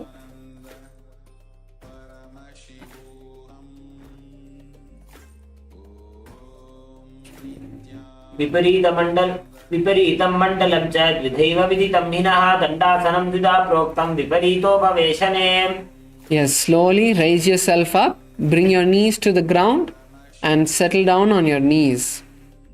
That's good. All of us stay there. Good. Now come on to your heels and bend your chest down. Bend your chest down. We are going to be doing a counter pose for the previous asanas that we are doing. Bring your hands to your ears. This is Niranjana Karmasana. Arch your back over your knees. Arch your back nicely. Bring your forehead in between of your knees.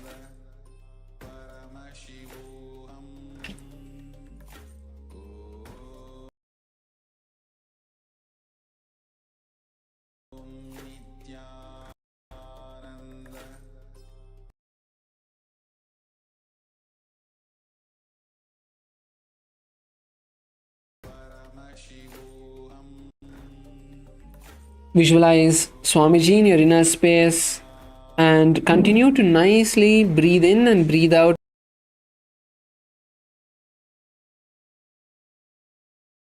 as deeply as you can. Chanting the japa Om Nithyananda Paramashivoham. बालको गर्भशय्यायां तिष्ठेत् संकुचितो यथा तथा गर्भासने योगी निरञ्जन विधिं भजेत्.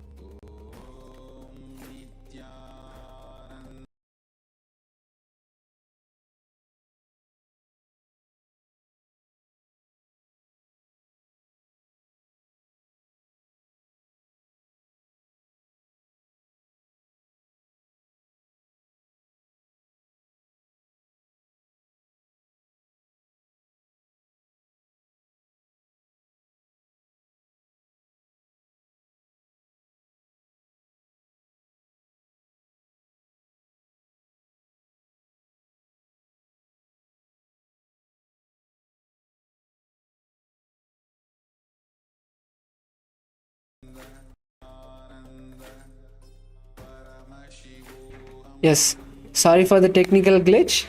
Let's now continue with the next asana. Next asana is Danda Mayurasana. So in Danda Mayurasana, let's first come on to our hands and legs.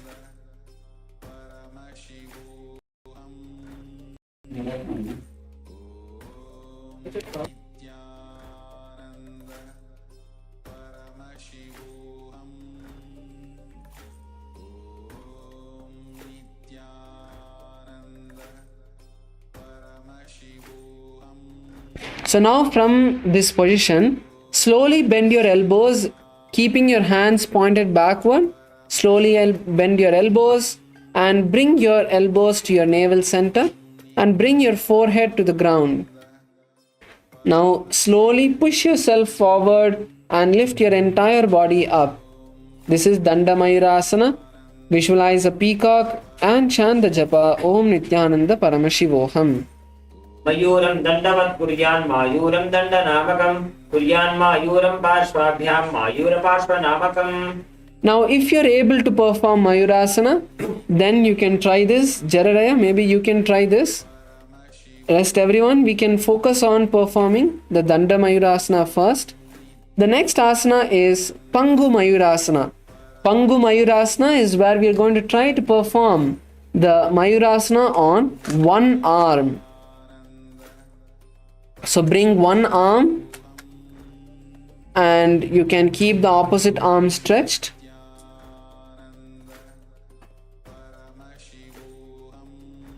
Rest everyone can focus on doing the previous asana itself.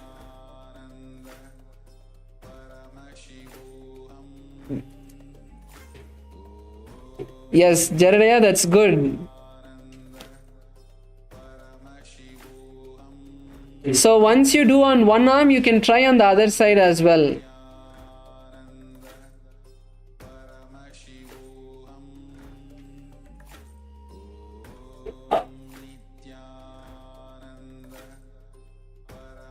Actually, even the Ayya on the orange mat behind is doing. That's good, Ayya. That's good. So once again, visualize a peacock in your inner space and chant the japa Om Nithyananda Paramashivoham. मयूरासनवत् संस्थाप्य एकेन हस्तेन एकस्य हस्तस्य मणिबन्धं धारयेत् पाङ्गमयूरं भवति. Next, we move into Jnanasana. The next asana is Jnanasana. Now let's sit with our legs stretched. Please sit down with your legs stretched. Now bend your right leg.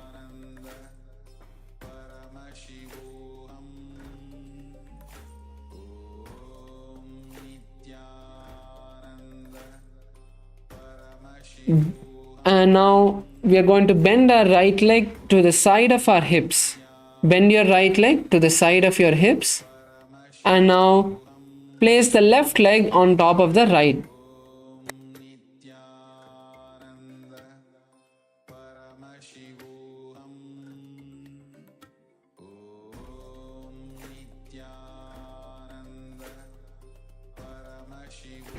Yes, so this is Jnanasana. Just place your hands on your knees.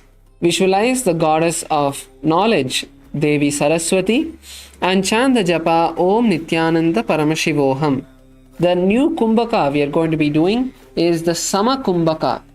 Sama Kumbhaka is where you visualize, you inhale, hold the prana internally in your navel center. So inhale, feel the breath, feel the air is in your stomach. Hold the breath there for a few moments and exhale through your nostrils. This is the Samakumbhaka. Let's now enter into Jnanasana. अथान्यदासनं कृत्वा सर्वव्याधिनिवारणं योगाभ्यासी भवेत् क्षिप्रं ज्ञानासनप्रसादतः दक्षपादोरुमूले च वामपादतलं तथा दक्षपादतलं दक्षपार्श्वे संयोज्य धारयेत्. Yes, now hold your left leg with both of your hands and lift it as high as you can.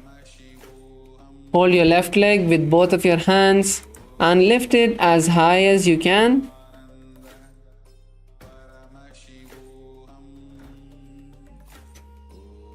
This is Kubjikasana. Now try to bring your left leg on in behind your left hand.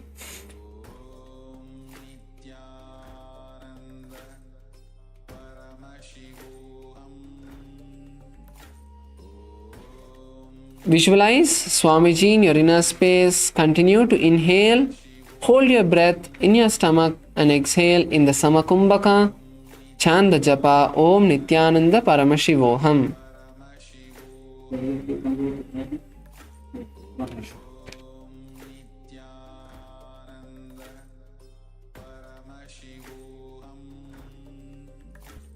अथ जठराग्निसन्दीपनं गुल्मप्लीहशूलहरकुब्जिकासनं किञ्चित्तिर्यक्शक्तिमा स्थाप्य जानुमूर्धं धृत्वा सम्परावर्तनेन कक्षमूले पादमादाय तिष्ठेत् एतत्पीठं कुब्जिकं वह्निकारी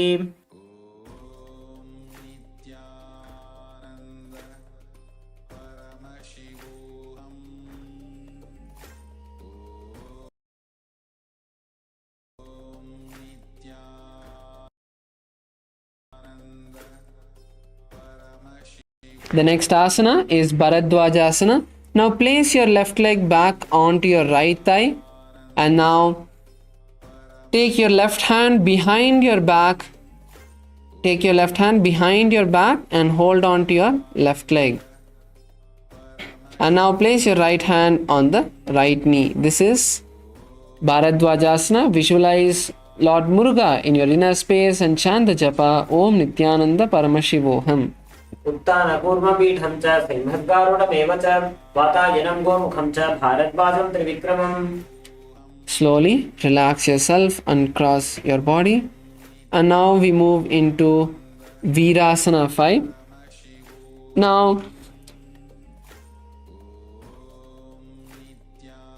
we are going to raise ourselves and sit on the right heel.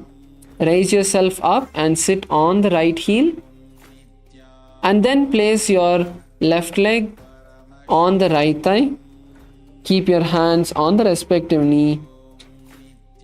Embody the state and space of bravery and continue to chant the japa Om Nithyananda Paramashivoham.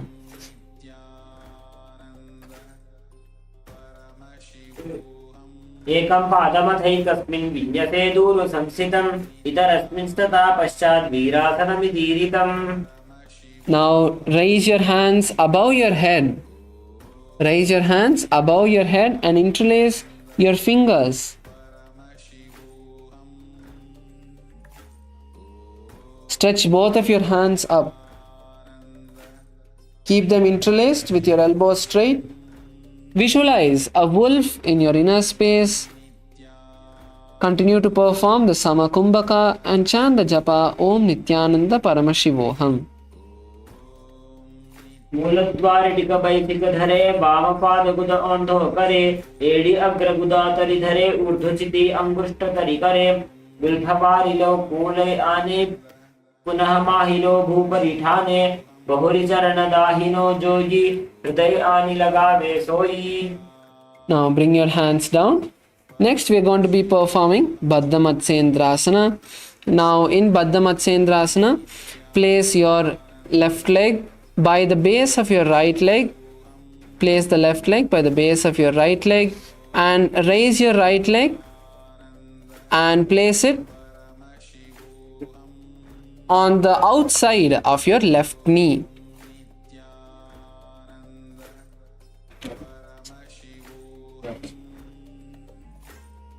Now turn outside of your right knee.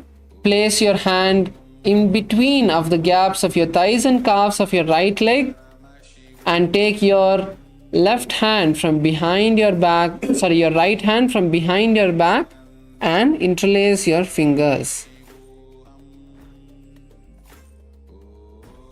This is Baddha Matsyendrasana. Visualize the great sage Matsyendranatha in your inner space and chant the japa Om Nithyananda Paramashivoham. मत्स्येन्द्रपीठं जठरप्रदीप्तिं प्रचण्डरुक्मण्डलखण्डनास्त्रम् अभ्यासतत्कुण्डलिनी प्रबोधं दण्डस्थिरत्वं हि ददाति पुंसाम्. Now let's repeat Jnanasana on the opposite side. Now bring your left leg outside of your left hip and now bend your right leg and place it on the left thigh. Keep your hands on the knees. Visualize the goddess of knowledge, Devi Saraswati. Continue to perform the Samakumbhaka and chant the japa Om Nithyananda Paramashivoham. अथान्यतासनं कृत्वा सर्वव्याधिनिवारणं योगाभ्यासी भवे क्षिप्रं ज्ञानासनप्रसादतः. Now raise your right leg as high as you can and try to bring it behind your right arm in the Kubjikasana. Visualize Swamiji in your inner space as you continue to perform the Samakumbhaka and chant the japa Om Nithyananda Paramashivoham.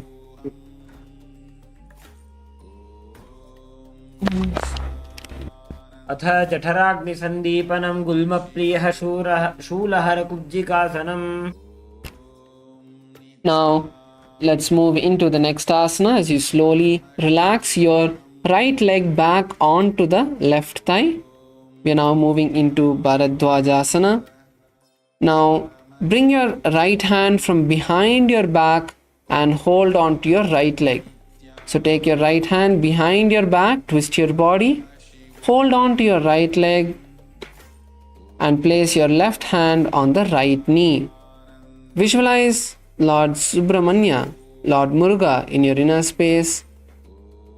Continue to inhale and exhale deeply in the Samakumbhaka and chant the japa Om Nithyananda Paramashivoham. उत्तानकूर्मपीठं च सिंहद्गारुडमेव च वातायनं गोमुखं च भारद्वाजं त्रिविक्रमम्. The next asana is Virasana 5. Now sit on the left heel.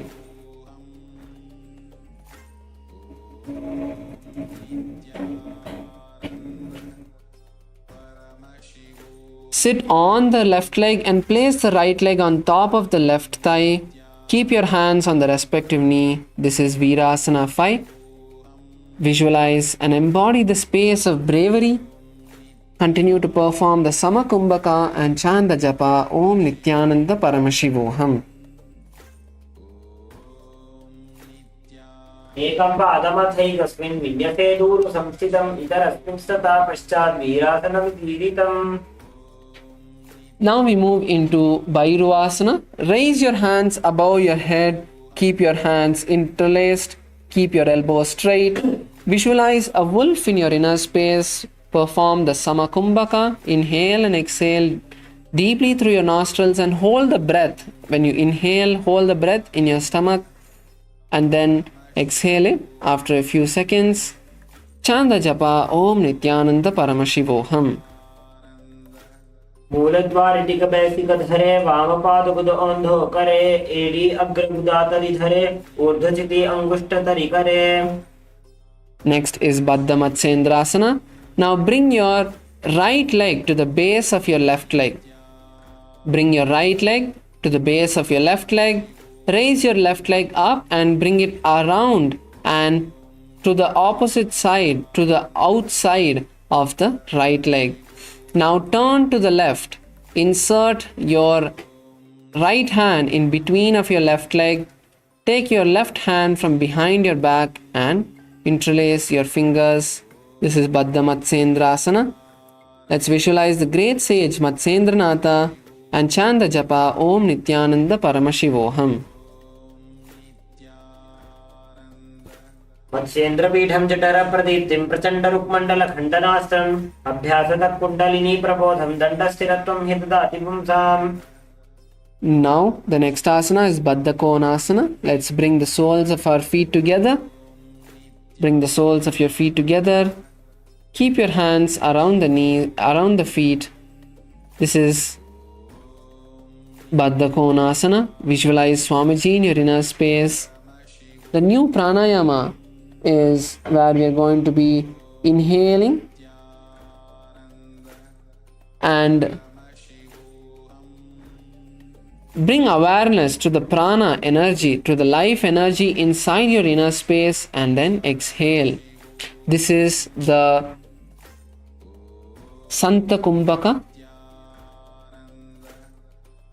Internally chant the japa Om Nithyananda Paramashivoham. आत्मं ब्रह्मं स्तता सैद्धं स्वस्तिकं वज्रमासनं बद्धकोणं भद्रपृष्ठं मूलबन्धं तथैव च.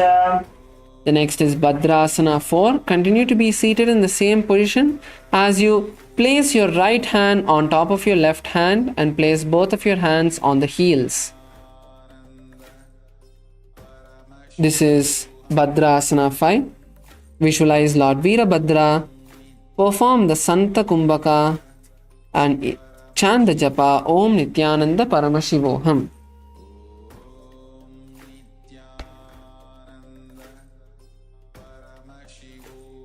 कृष्णा नीचे सीवनी ना डाबा भागमा डाबा पगनी एड़ी पगने उलटा विने राखवी.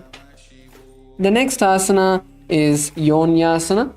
In Yonyasana, let us hold our feet and turn it up. Raise your feet up and try to turn it inward. This is Yonyasana. Visualize the Yoni Mandala that represents Devi Paramashiva Shakti and chant the japa Om Nithyananda Paramashivoham.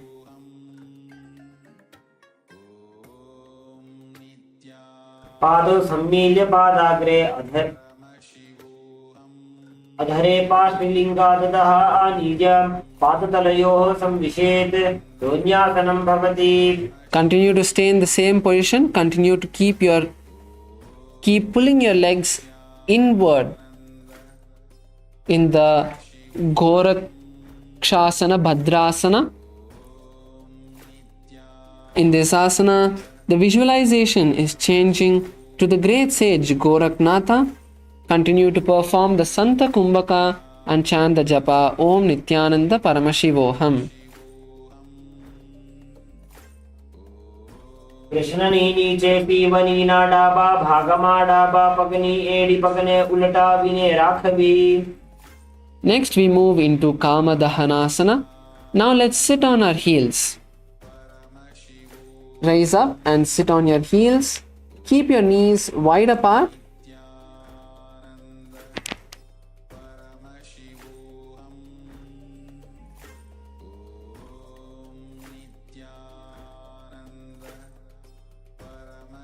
So it's like Vajrasana, just sit on your heels with your toes pointed backward. Generally like how you would sit. Let's come on to our heels. Now open your knees wide apart. Cross your hands behind your back and hold on to the opposite ankles. Hold on to your opposite ankles. This is Kama Dahanasana. Visualize Swamiji in your inner space. Continue to perform the Santa Kumbhaka and chant the japa Om Nithyananda Paramashivoham. भद्रासनं सुखं स्थाप्य विपरीते तु द्वेपदे अनेन यदि कुर्याचै तत्कामदहनं भवेत्. Now we move into the next asana, which is Supta Bhadrasana. Supta Baddha Konasana. Now bring your soles back together. Bring the soles of your feet back together. Hold your feet and pull your legs towards your body. This is Supta Baddha Konasana. Now if you feel it's easy, you can bring your hands to your neck and hold your feet with your elbows.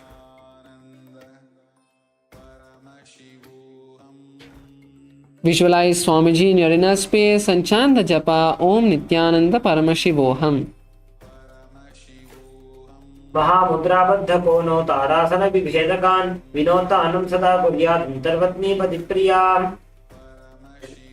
With this, we'll now be entering into the Shavasana. Please lay down on your back.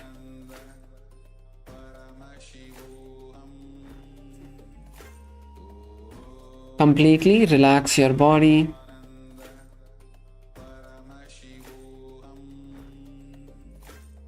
Adjust your shoulders.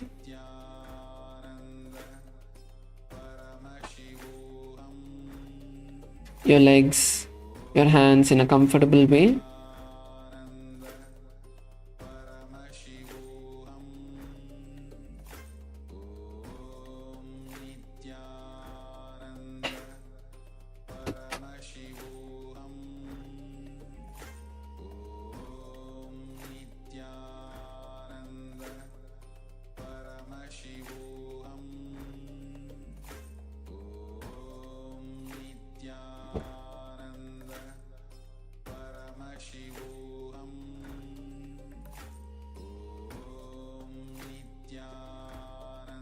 Relax every part of your body. Inhale and exhale, completely relaxing every part of your body.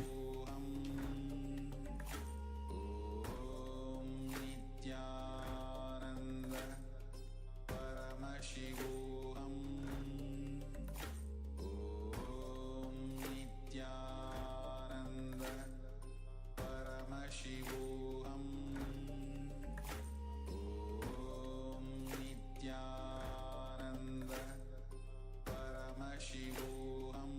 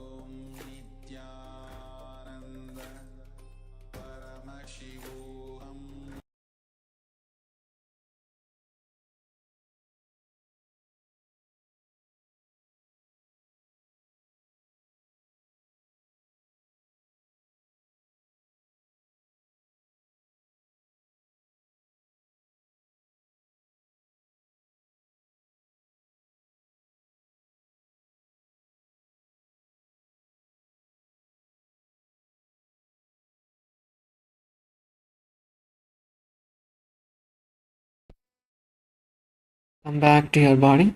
Bring awareness to your feet, to your hands, and to every part of your body.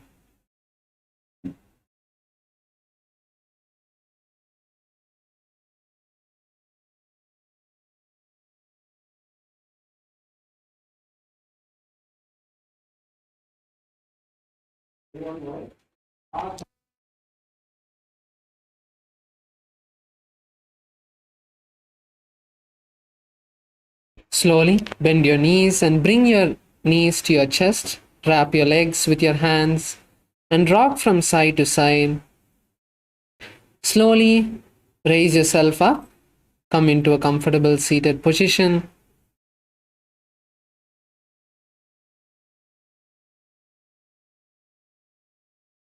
Keep your eyes closed and just settle down with your hands in Namaskara Mudra. Visualize Swamiji in your inner space. Take a deep breath and let's chant the Purna Mantra. Om Purnamadav Purnamidam Purnat Purnamudachyate Purnasya Purnamadaya Purnamevavashishyate Om Shanti Shanti Shantihi Harihi Om Tat Sat Sarvam Bhagavat Shri Nithyananda Paramashiva Padukarpanamastu Om Nithyanandam. Thank you all. Hope all of you enjoyed today's Nithyananda Yoga session. And the next session timings will be announced by the hall volunteers. Thank you all. Nithyanandam.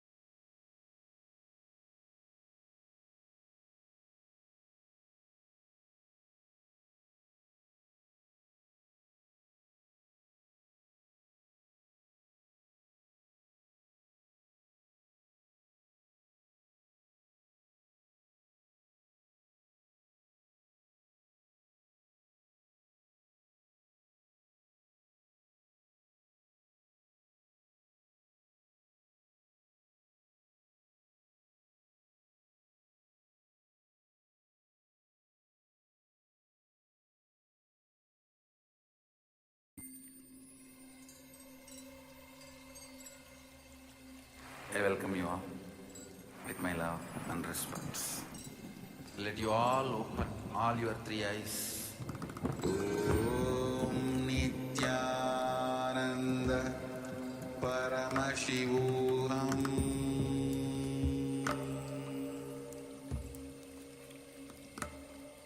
Om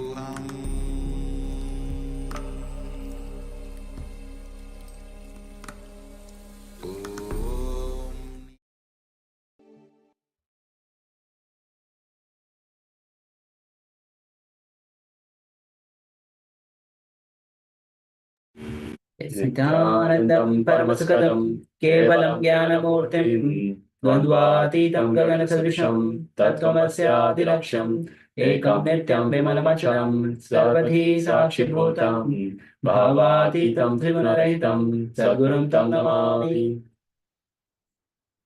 Yes, Nithyananda, all of you. Nithyanandam, everyone. Welcome everyone after this powerful yoga session. Hope all of you have enjoyed the session.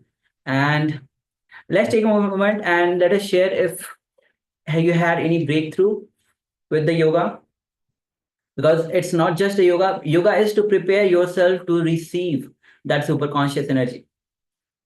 Every time that you use, that's why Swami said again and again, do the yoga every single day without missing, and the day you miss the yoga, do the completion.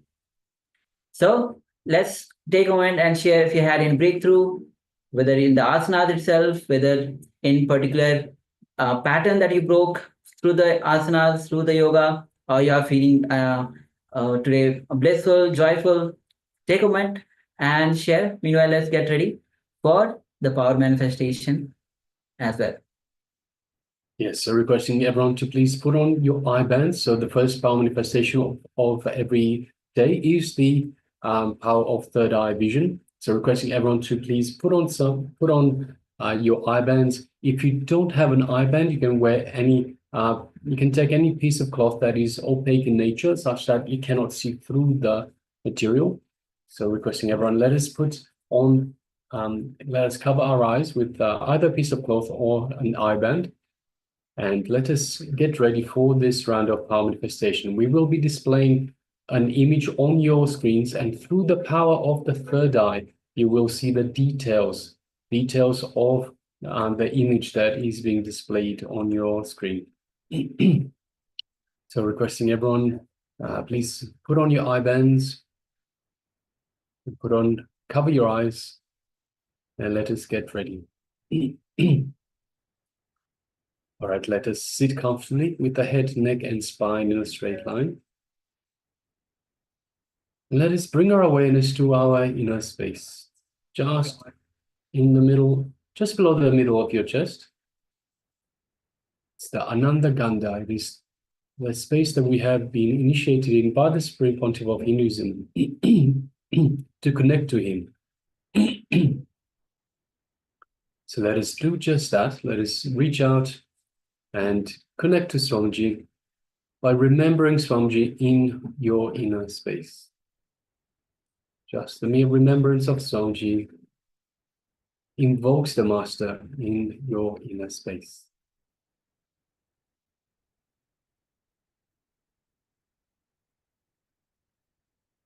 That feeling connection that you have to the Master in your inner space. Bring your awareness to this feeling connection. And you feel this warm, fuzzy feeling in your inner space. You feel this feeling connection grow stronger.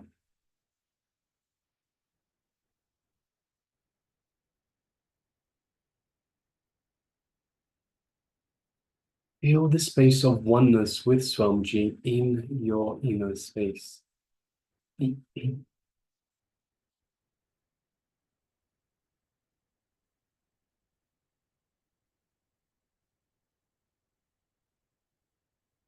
Now let us move our awareness to the third eye, just between the eyebrows. And let us visualize Swamiji in our third eye, our Anya chakra.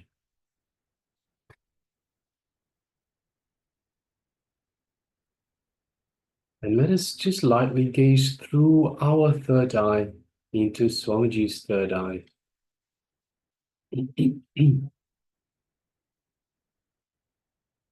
As we do so, we feel an energetic connection from the Master's third eye, from his Anya chakra to our third eye, our Anya chakra.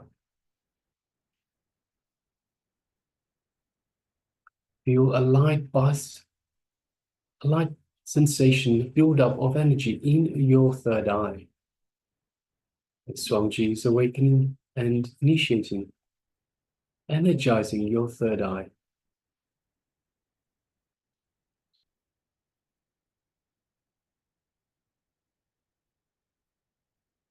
Now let us connect further to Swamiji by chanting the Mahavakya, the cosmic code word he has given us for this very reason.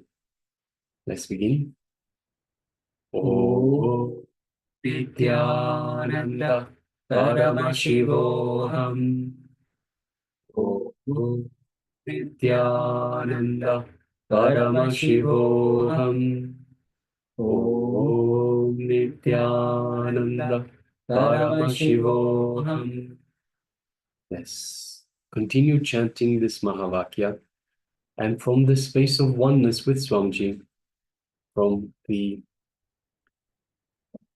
with the power of the third eye, let us now start manifesting this power of third eye vision. The image is being displayed for you now. Let us begin.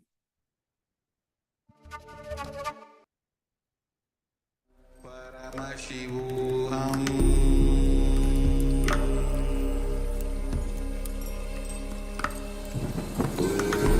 Om Nithyananda Paramashivoham.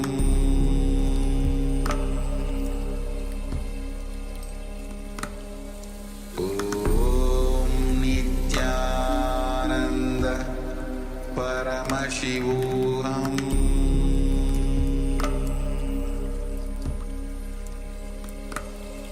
Om Nithyananda Paramashivoham.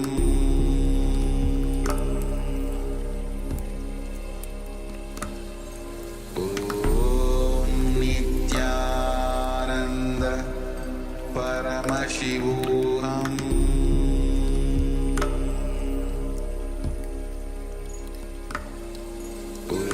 Om Nithyananda Paramashivoham.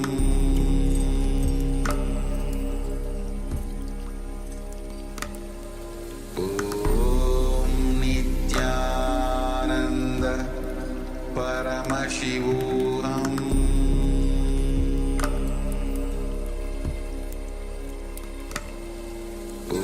Om Nithyananda Paramashivoham.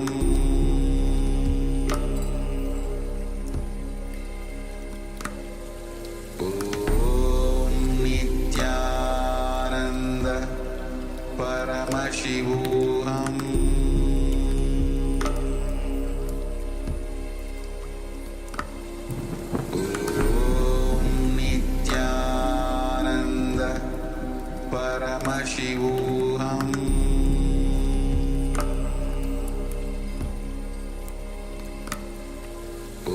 Om Nithyananda Paramashivoham.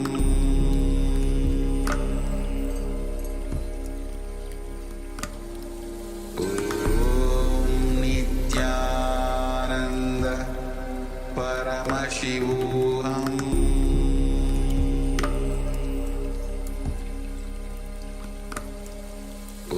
Om Nithyananda Paramashivoham. Om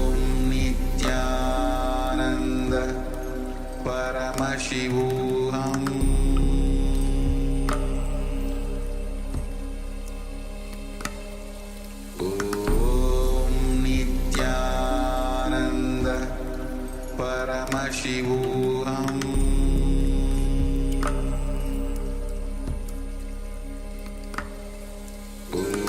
Om Nithyananda Paramashivoham.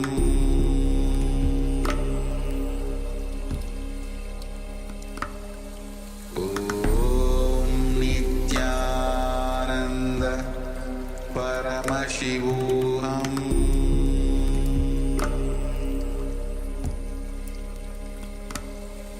Om Nithyananda Paramashivoham.